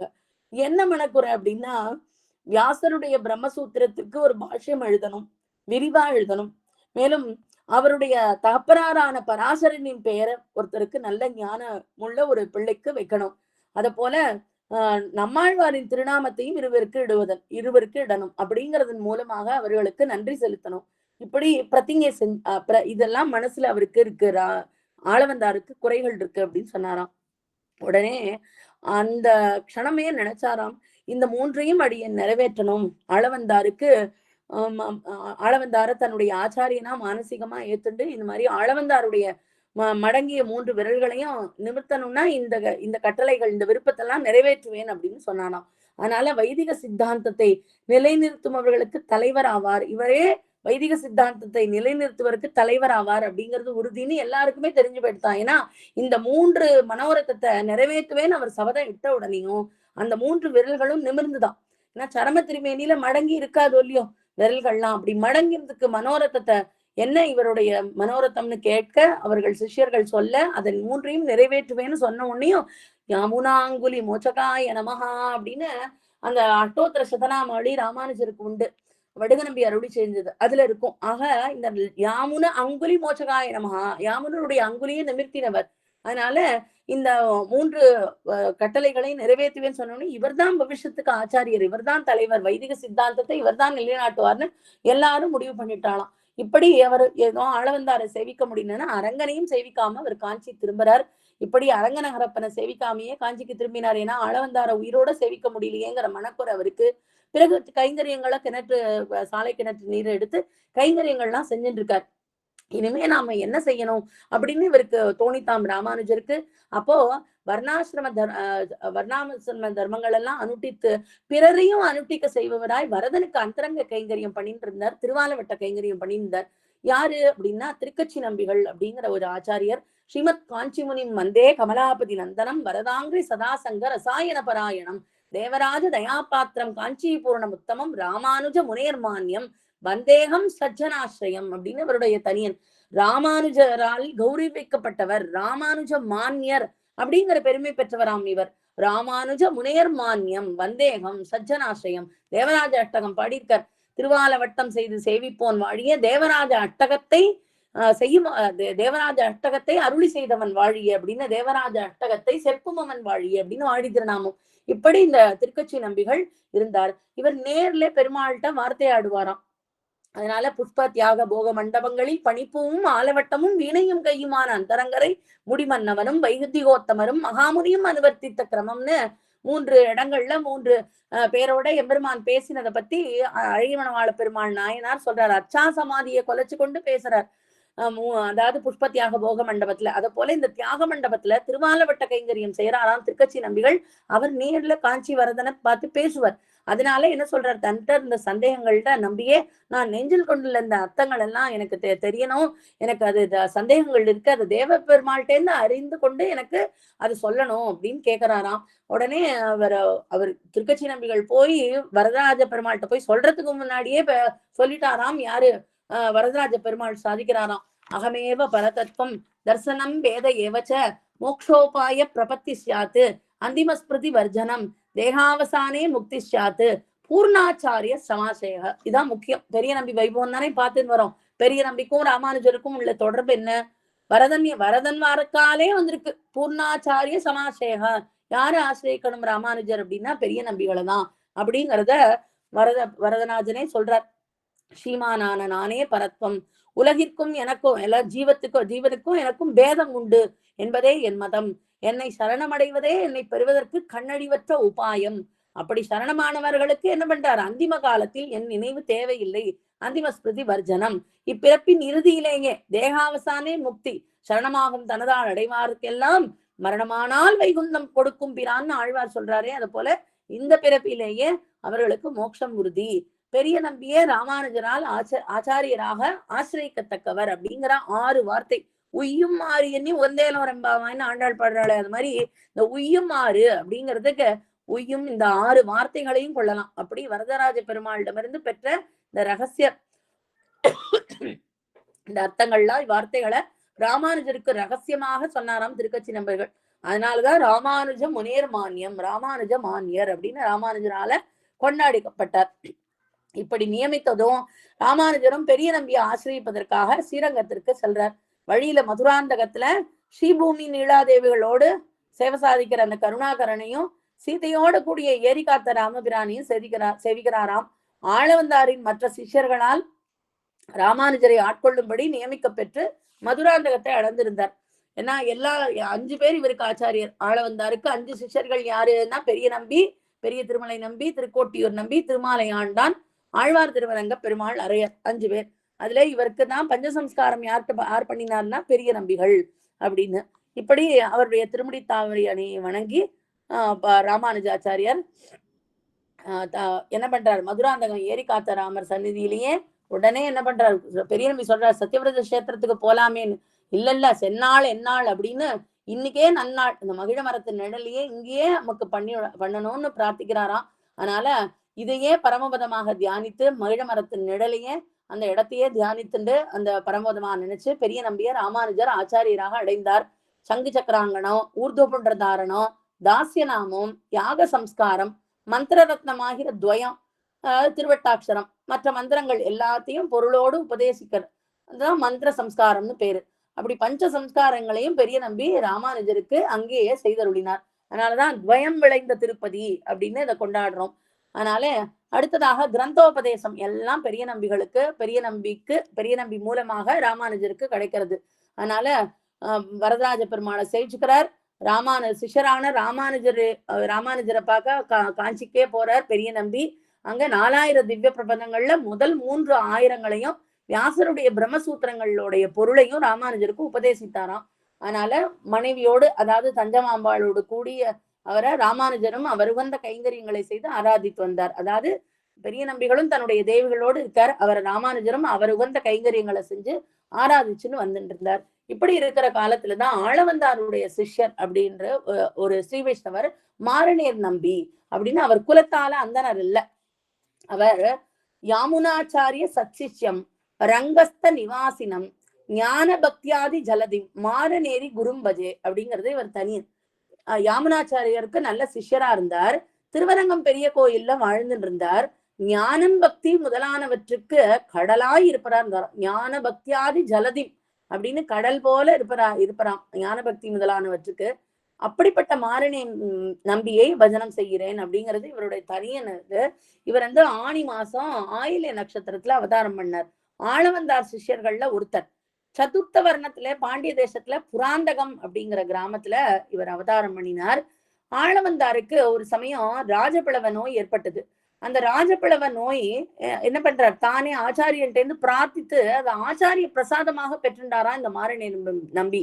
அப்படிப்பட்ட ஆச்சாரியட்ட அவ்வளவு ஒரு பரம பிரீத்தியோட இப்படி இருந்தார். சரமபரவன் எட்டையில இவர் அந்திம தசையில என்ன பண்றார், இவருக்கு அதாவது மாரணீர் நம்பிக்கு அந்திம தசை வருது. அப்ப சொல்றார், புரோணாசத்தை நாய்க்கிடுவது போலே ஆளவந்தார் உகந்த அடியனது சரீரத்தை அவைஷ்ணவர்களான எனது உறவினர் சம்ஸ்கரிக்கும்படி விட்டு விடாதீர் அப்படின்னு பெரிய நம்பியரை பிரார்த்திச்சுனாராம். என்ன அர்த்தம் அப்படின்னா, சொல்றாரே ஆண்டாளும் சொல்றாரே, நான் நரிக்கிடுமா போலே அப்படின்னு ஒரு ஒரு யஜ்யத்துல ஹவிஸ் இருக்கு. அது போய் நாய் நரியெல்லாம் சாப்பிடலாமா? அத போல இது ஆளவந்தார்க்கு ஆசிரியச்சிருக்காரு இவர் மாரணீர் நம்பி. அப்படி ஆளவந்தார் ஆசிரியத்த பரம ஸ்ரீ வைஷ்ணவர் இந்த மாரணீர் நம்பி. இந்த மாரணீர் நம்பி இறந்து, அதாவது அவர் பரமபதித்த பிறகு அவருடைய குடும்பத்தை சேர்ந்தவர்கள் அவைஷ்ணவர்களா இருக்கா, அவா ஸ்ரீ வைஷ்ணவானா இல்ல. அப்படி இருக்கும்போது இந்த ஆளவந்தார் உகந்த அடியனது சரீரம் இத போய் நீங்க அவைஷ்ணவர்களான எனது உறவினர்கள் சம்ஸ்கரிக்கும்படி விடக்கூடாது. அதனால பெரிய நம்பிட்ட இப்படி பிரார்த்திச்சுட்டார். அதனால பெரிய நம்பி என்ன பண்றார், அவர் அந்த குலத்தை சேர்ந்தவர். அவர் இவருக்கு பிரம்மமேத சம்ஸ்காரம் பண்ணி வச்சாராம். பண்ணி வச்ச உடனே எப்பேற்பட்ட காலம் அது, ராமானுஜர் அவதரித்தே 1000 காலம் ஆயிடுது.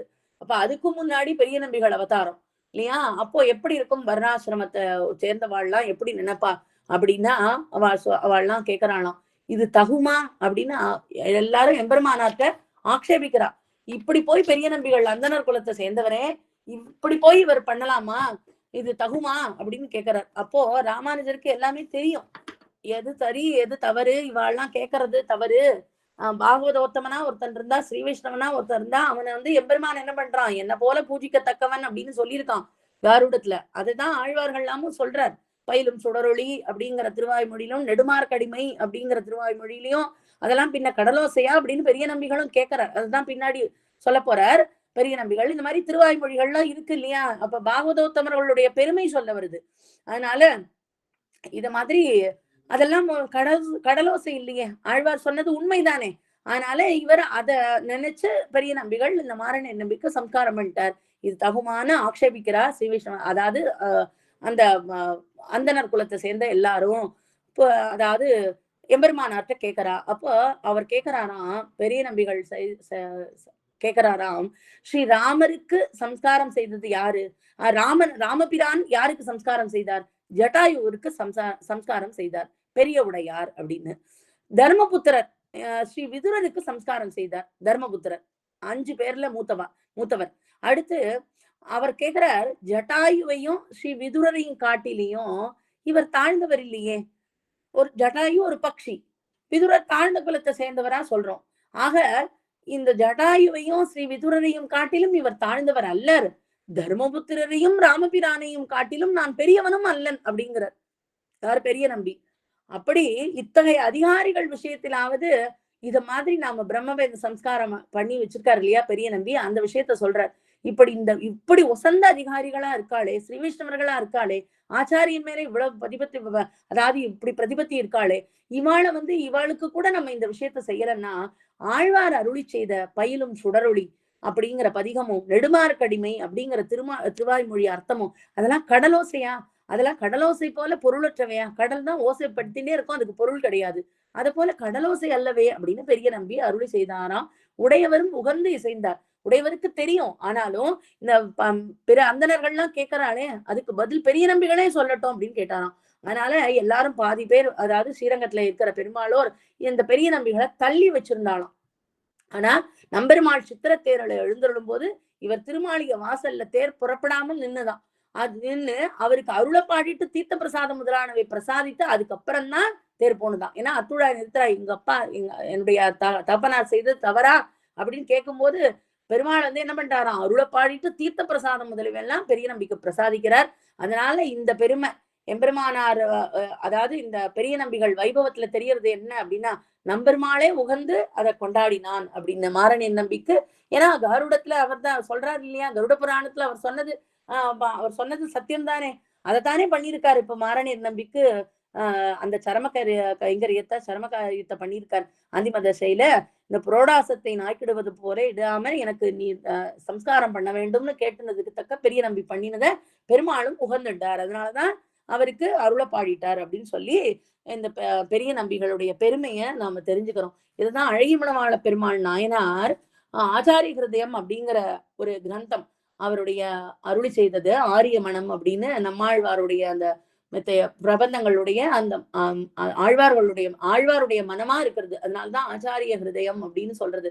அதுல முதல் பிரகரணத்துல ஒரு பெரிய சூத்திரம், இலேச்சனம் பக்தனானால் அப்படின்னு. இதனால பிறப்பாலை அந்தனர்கள் இல்ல, ஆனா பரம ஸ்ரீ வைஷ்ணவர்களா இருக்கா இல்லையா, அதனால அவர்களுடைய ஒசத்திய சொல்றதுக்காக இப்படி ஒரு அழகான சூத்திரம், நீண்ட சூத்திரம். மிலேச்சனம் பக்தனானால் சதுர்வேதிகள் அனுவர்த்திக்கு அறிவு கொடுத்து குலதெய்வத்தோடக்க பூஜை கொண்டு பாவன தீர்த்த பிரசாதனாம் என்கிற திருமுகப்படியும் அப்படின்னு ஆரம்பிச்சு அதுல ஐவரில் நால்வரில் மூவரில் முற்பட்டவர் சந்தேகியாமல் சகஜரோடே புரோடாசமாக செய்த புத்திரகிருத்தியம் அப்படின்னு சொல்லியிருக்கார். சரம கைங்கரியத்தை தான் புத்திரகிருத்தியம்னு சொல்றது. ஆக ஐவரில் முற்பட்டவர் யாரு? பஞ்சபாண்டவர்கள் முதல்வனான தர்மபுத்திரன். அவர் விதுரருக்கு ஞான பெருமை, அவருடைய ஞான பெருமை, அசரீதி வாக்கு இதெல்லாம் கொண்டு சந்தேகியாமல் புத்திரகிருத்தியம் செஞ்சாராம். அதே போல தயரதன் புதல்வனான நால்வரில் முற்பட்டவரான பெருமாள் அப்படிங்கிற ராமர் தான் பெருமாள்னு சொல்லுவோம் சம்பிரதாயத்துல. அவர் சகஜரான இளைய பெருமாள் கூட நிற்க செய்தேயும் அவர் கையில் காட்டி கொடுக்காமல் தானே பெரிய உடையாருக்கு, அதாவது ஜட்டாயுவுக்கு புத்திரகிருத்தியம் செய்தார்.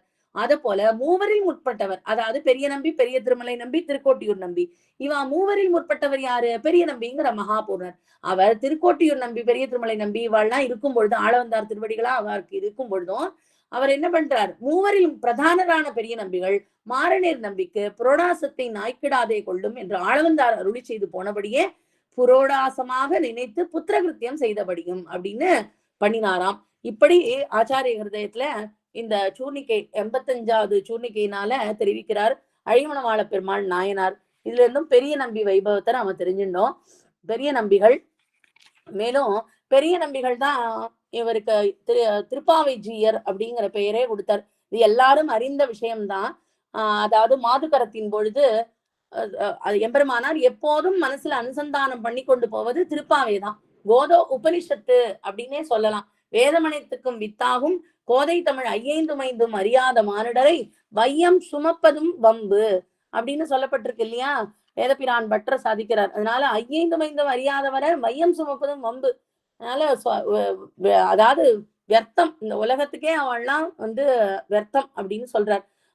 அப்படி வேதமனைத்துக்கும் வித்தான கோதை தமிழ்ல ஈடுபட்டவர் தான் ராமானுஜர். ஆனா திருப்பாவை ஜீயர் அப்படின்னு அவருக்கு திருநாமம் எப்படி ஏற்பட்டது அப்படின்னா, திருவரங்கத்துல மாதுகரத்துக்கு போது எழுந்தருள்றார். அப்போ திருவீதியிலே பெரிய நம்பிகள் திருமாளிகை வருது. அப்போ உந்து மதுகளித்தன் பாசுர அனுசந்தானம் பண்ணின அந்த சமயம் அந்த பெரிய நம்பிகளுடைய திருமாளிகை வாசல்ல இவர் புகுறார். அப்போ நம்பி திருமகளார் கதவை திறந்துகிண்டு வராளாம்.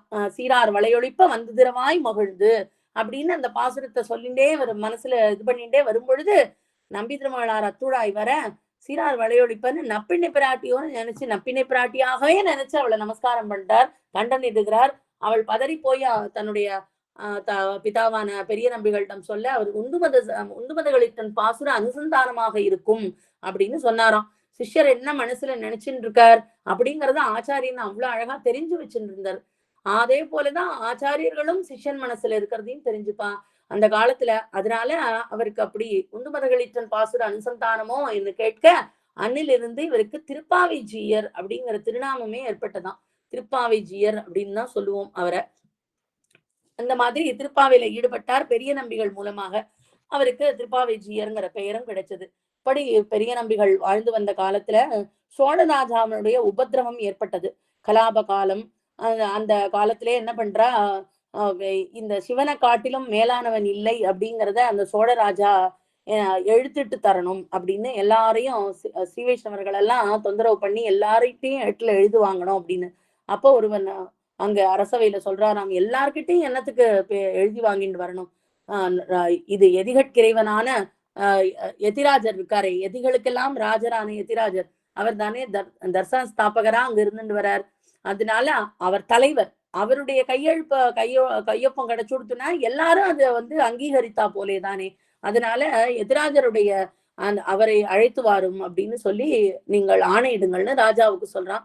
சோழராஜாவும் என்ன பண்றான், அப்பொழுது இவர் ராஜா அதாவது எதிராஜர சபைக்கு அழைச்சுன்னு வரணும் அப்படின்னு ராமானுஜர சபைக்கு அதாவது கூப்பிட்டான். அப்போ அதை கேள்விப்பட்ட குரத்தாழ்வான் என்ன பண்றாரு, இவருக்கு ஏதாவது ஆபத்து வந்துடும் நம்ம ஆச்சாரியனுக்கு அப்படிங்கிறதுனால காஷாயத்தையும் திருதண்டத்தையும் தரித்தவராய் என்ன பண்றார், அதாவது எம்பெருமானார் எப்படி அவர் சன்னியாசி இல்லையா, அப்ப காஷாய திருதண்டம் இருக்கும். இவர் கிரகஸ்தர் குரத்தாழ்வான். ஆனாலும் அந்த காஷாயத்தையும் திருதண்டத்தையும் தரித்தவராய் என்ன பண்றார், துணைக்கு பெரிய நம்பியோட கூட ராஜசபைக்கு போறாராம். அப்போ நடாதூர் ஆழ்வான் முதலானாரோடு என்ன யதிராஜர் என்ன பண்றார், வெள்ளை வஸ்திரம் சாத்தி கொண்டு மேற்கு திக்கை அந்த மேல நாட்டுக்கு செல்றார். அப்படி போகும் பொழுது இங்கே சோழராஜாவுடைய அரண்மனைக்கு குரத்தாழ்வாரும் பெரிய நம்பிகளும் சென்ற பொழுது அந்த அரசன் என்ன சொல்றான், கையொப்பம் இட்டு கொடுக்கணும்னு. அப்ப துரோணமஸ்தி ததப்பரம் அப்படின்னு, சிவா பரதரம் நாஸ்தி அப்படின்னு கையொப்பம் இட்டு கொடுக்கணும்னு சொல்லும் போது குரத்தாழ்வானுக்கு கோபம் துரோணமஸ்தி ததப்பரம் அப்படின்னு ஒரு விஷமமா எழுதி விடுறார். அதனால அதை பார்த்துட்டு சோழராஜாவுக்கு கோபம் வந்துடுது. அப்படி கோபம் வரும் பொழுது அவன் கண்ணை பிடுங்குற, இவ 2 பேரும் கண்ணை பிடுங்கணும் அப்படின்னு ஆணையிடுறான். அப்போ உன்னுடைய கையால கண்ணு பொறி போறதுக்கு நானே என் கண்ணை பிடுங்கிக்கிறேன்னு குரத்தாழ்வான் பிடுங்கின்றார். அது போல பெரிய நம்பிகளும் தன் கண்களை பிடுங்கின்றார். அதனால வயோவிருத்தரான பெரிய நம்பிகளுக்கு ரொம்ப தள்ளவே இல்லை. கண் பறி போன பிறகு உடனே குரத்தாழ்வான் முதலானர் அந்த அரசவையை விட்டு புறப்படும் பொழுது அங்கு பசுபதி கோயில் அப்படிங்கிற ஒரு இடத்துல இருந்து கொண்டிருந்தா. அப்ப அவருக்கு சரம தசை வந்துடுது இது மாதிரி. அப்ப சொல்றாராம் ஆழ்வான் இன்னும் கொஞ்சம் அத்துடாயும் குரத்தாழ்வானும் கூட இருக்கிறார்கள். அப்போ இன்னும் கொஞ்ச தூரம் இருந்தா திருவரங்கத்தை அடைந்து விடலாமே, அங்கு போய் நம்ம உயிரை விடுத்தா நமக்கு மோட்சம் கிட்டும் அப்படின்னு சொல்ல வர அப்ப சொன்னாராம், ஸ்ரீரங்கத்துல போய் அங்கு சென்று உயிரை விட்டாதான் மோட்சம் அப்படின்னா அது தப்பான கல்பிதமாக இருக்கும். எம்பெருமான அடைந்தவா, அதாவது சரணாகதி பண்ணினவன் ஒரு சரணாகதன் பிரபன்னன் எங்கு உயிரை விட்டாலும் அவனுக்கு மோட்சம்ங்கிறது இருக்கணும். நாளைக்கு அடியன் அதை பண்ண போக எல்லாரும் அப்படி நினைச்சுட்டா, அதனால வைகுந்தமாகும் தம் ஊரெல்லாம்னு ஆழ்வார் சாதிச்சாரே, அது போல எங்கிருந்தாலும் சாண்டிலினி விற்த்தாந்தம் சொல்றதே, கருடன் நினைக்கிறார் சாண்டிலினி இப்படி ஒரு இடத்துல இருக்காளே, ஒரு திவ்யதேசத்துல இருக்கலாகாதோ அப்படின்னு. உடனே கருடனுடைய சிறகுகள்லாம் அப்படியே பொசுங்கிடுறதான். அதனால எங்கெல்லாம் தாமரை காடுகள் இருக்கோ, எங்கெல்லாம் ஸ்ரீ வைஷ்ணவர்கள் இருக்காளோ, எங்கெல்லாம் துளசி காடு இருக்கோ, அங்கெல்லாம் அதெல்லாமே திவ்யதேசம் தான் இல்லையா. அதனால இப்படியும் சொல்லப்பட்டிருக்கு. அதனால வைகுந்தமாகும் தம் ஊரெல்லாம்னு எங்கு போனாலும் ஒரு சரணாகதனுக்கு பிரபன்னனுக்கு அங்கே மோட்சம் கிடைக்கும், எங்கு போனாலும் கிடைக்குங்கிறத பெரிய நம்பிகள் சாதித்து கொடுத்தார். பசுபதி கோயில் அப்படிங்கிற இடத்துல அவர் எம்பெருமானை அடைந்தார், அந்த பரமபதத்தை அடைந்தார் அவர். இப்படிப்பட்ட பெரிய நம்பிகளுடைய வாழ்க்கை வரலாற்றிலிருந்து நம்ம தெரிஞ்சின்றது என்ன, ராமானுஜருக்கே ஆச்சாரியராக இருந்தவர். கமலாபதி கல்யாண குணாமிருத நிசேவையான்னு எம்பெருமானுடைய கல்யாண குணங்களை எப்பொழுதும் தியானிச்சுண்டு ஈடுபட்டு இருந்தவர் பெரிய நம்பிகள். ராமானுஜருக்கே சமாசிரயணம் பண்ணி வைத்தவர். பெருமாளுடைய வார்த்தை, காஞ்சிபுரம் பெருமாள் வரத பெருமாளுடைய வார்த்தையிலேயே 6வது வார்த்தை பூர்ணாச்சாரிய சமாசிரயான்னு, பெரிய நம்பிகளை நீ ஆச்சாரியனா அடையணும்னு உபய விபூதிக்கும் உடையவனாக போகிற அந்த உடையவரை தம் மனமுகந்த ஆச்சாரியன் தஸ்மின் ராமானுஜாச்சாரியே குருரிதி சபதம்பாதி நானியத்திர அப்படின்னு எத்தனையோ ஆச்சாரியர்கள் இருந்தாலும் ராமானுஜரை உகந்து கொண்டாடி விபூதித்வய நாயகர்னு சொன்னார். அந்த ராமானுஜருக்கே 5 பேர் ஆளவந்தாருடைய சிஷ்யரா இருந்தாலும் பெரிய நம்பிகளை ஆசிரியை அப்படின்னு வரதனுடைய வாக்கால வந்தது. மேலும் மாரணேர் நம்பிக்கு அந்த புத்திர கிருத்தியம் பண்ணி சர்ம கைங்கரியம் பண்ணி மனசுக்கு எம்பெருமானுடைய மனசு எப்படி இருந்ததோ, எப்படி காருடத்துல பெருமாள் சொன்னானோ, நுமர்களை பழிப்பராகில் நொடிப்பதோர் அளவில் அங்கேன்னு தொண்டடிப்புடி ஆழ்வார் சொன்ன போல, அவன் என்னுடைய பக்தன்னு இருந்தா அவன் எந்த குலத்துல பிறந்தவன்னு பார்க்க கூடாது. எந்த ஒருவனுக்கு நாய்மாமிசம் உண்பவனா இருந்தாலும் அட்டவித பக்தி ஒருவனுக்கு எப்படி இருக்கோ, என்னுடைய கதைகளை கேட்கும் போது மெய் சிலிர்க்கணும், கண் புலகாங்கிதம் அடைஞ்சு தள தளர்க்கணும், அப்படியே உடம்பு பரிதவிக்கணும், இப்படிலாம் அங்க அடையாளங்கள் இருக்கணும். இப்படி என் பூஜை பண்றவனை ஆராதிக்கணும், என் பூஜையை அனுமதிக்கணும், தினம் பண்ணணும். இப்படி பண்றவன் அஷ்டவித பக்தி இருக்கிறவன் எவன் ஒருவனோ அவன் எனக்கு சமமாக பூஜிக்கத்தக்கவன் அப்படின்னு சொல்லியிருக்காரே காருடத்துல. அதுக்கு தகுந்ததானே மாரணீர் நம்பி சொன்னார். ஆழ்வார் வாக்கு பொய்யா அப்படின்னு கேட்டாரே. அதனால அப்படிப்பட்ட கைங்கரியம் பண்ணினவர்.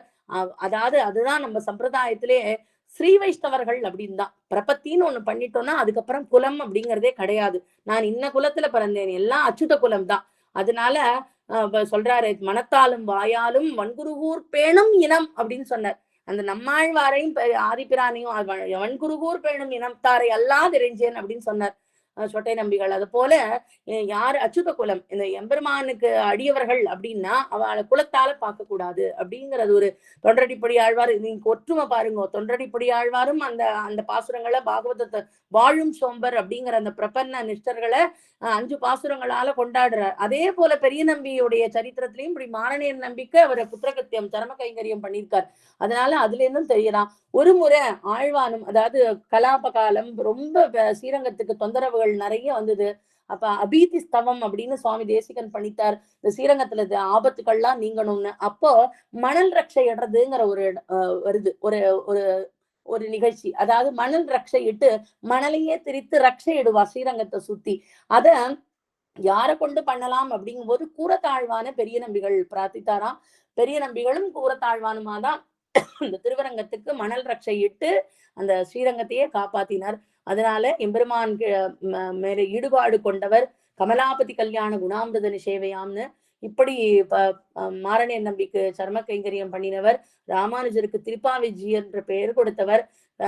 பெரிய நம்பி ஒரு முறை ராமானுஜரையே சேவிச்சாராம். சேவிக்கும் போது எதனால இப்படி சேவிச்சிருக்க, ஆச்சாரியனான இவர் சிஷ்யனை சேவிக்கலாமா அப்படிங்கும் போது ராமானுஜர் ஒண்ணுமே அப்ப சொல்லலையாம். அதை ஏற்றுக்கொள்ளவும் இல்லை, ஏன் செவித்தீர்னும் கேட்கல. ஏன்னா பெரிய நம்பிகள் அந்த சமயம் என்ன பண்ண, ஆள வந்தாரே தன்னுடைய சிஷ்யர்களோடு வருவதாக அவர் அப்படியே பார்த்தாராம். அதனால ராமானுஜரை விழுந்து தண்டம் சமர்ப்பித்தாராம். இப்படி சிஷ்யர்களிடத்துல ரொம்ப பிரீத்தியோட இருந்தவர் பெரிய நம்பி. ஆழ்வான் கண்பறி போனது போது தானும் தனக்கும் கண்பறி போனது பசுபதி கோயிலே. அவர் பரமபதித்தார், ஸ்ரீரங்கத்துல அவதரித்தவர், பரமபதித்தது திருவரங்கத்துல. அதனால இன்றைய தினம் இவர் உடைய சரித்திரத்தை வைபவத்தை நம்ம அனுபவிச்சோம். பெரிய நம்பிகள் சரித்திரத்தை சுருக்கமாக அனுபவித்தோம். இவர் அமலநாதி பிரான் அப்படிங்கிற திருப்பாணாழ்வார் அருளி செய்த பிரபந்தம் இருக்கு இல்லையா, அதுக்கு பெரிய நம்பிகள் தனியன் சாய்ச்சிருக்கார். ஆபாத சூடம் அனுபூய ஹரிம்சயானம் மத்தியே கவேர துகிதூ புரிதாந்தராத்மா அதிருஷ்டதாம் நயனையோர் விஷயாந்தரானம் யோனிஷ்டகாய மனவை முனிவாக நம்தம் அப்படிங்கிற அந்த தனியன் பெரிய நம்பிகள் சாதித்த தனியன். இவருடைய வாழி திருநாமத்தை சேர்த்து இன்றைய தினம் இந்த அடியனுடைய உரையை நிறைவு பண்ணிக்கிறேன். அம்புவியில் 11 கலை ஆய்ந்துரைப்போன் வாழியே, ஆள வந்தார் தாளினையை அடைந்துய்ந்தோன் வாழியே, உம்பர் தொழும் அரங்கே சர்க்க உகப்புடையோன் வாழியே, ஓங்குதனு கேட்டை தனில் உதித்தபிரான் வாழியே, வம்ப விழுத்தார் வரதர் உரை வாழி செய்தான் வாழியே, மாற நேரி நம்பிக்கு வாழ்வழித்தான் வாழியே, எம்பெருமானார் முனிவர்க்கு இதம் உரைத்தான் வாழியே, எழில் பெரிய நம்பிசரன் இனிதூழி வாழியே. ஆழ்வார் எம்பெருமானாஜியர் திருவடிகளே சரணம். ஆச்சாரியன் திருவடிகளே சரணம். அம்மாள் ஆச்சாரியன் திருவடிகளே சரணம். மார்கழி கேட்ட தினம் அவதரித்த குருநாராயணஜியருக்கும் அடியனும் பல்லாண்டு நம்ம அடியோங்கள் எல்லாரும் பாடிப்போம். இன்றைய தினம் மார்கழி கேட்டை தொண்டரடிப்பொடி ஆழ்வார் சரித்திரமும் பெரிய நம்பிகள் சரித்திரமும் அனுபவிச்சோம். ஒய்யாரம், அதாவது எந்தை ராமானுச முனி குழுவினருக்கு அடியனுடைய கிருத்தஞதையை தெரிவிச்சுக்கிறேன். வந்திருந்த அன்வைத்த அடியார்கள் எல்லோருக்கும் அடியனுடைய கிருத்தஞதையை தெரிவிச்சுக்கிறேன். குற்றம் குறைகளை சமிக்க பிரார்த்திச்சுக்கிறேன். ஸ்ரீமதே ரமஜா மாத்ரு முனீந்திராய மகாத்மனே ஸ்ரீரங்கவாசினி பூயாத்து நித்யஸ்ரீ நித்தியமங்கலம்.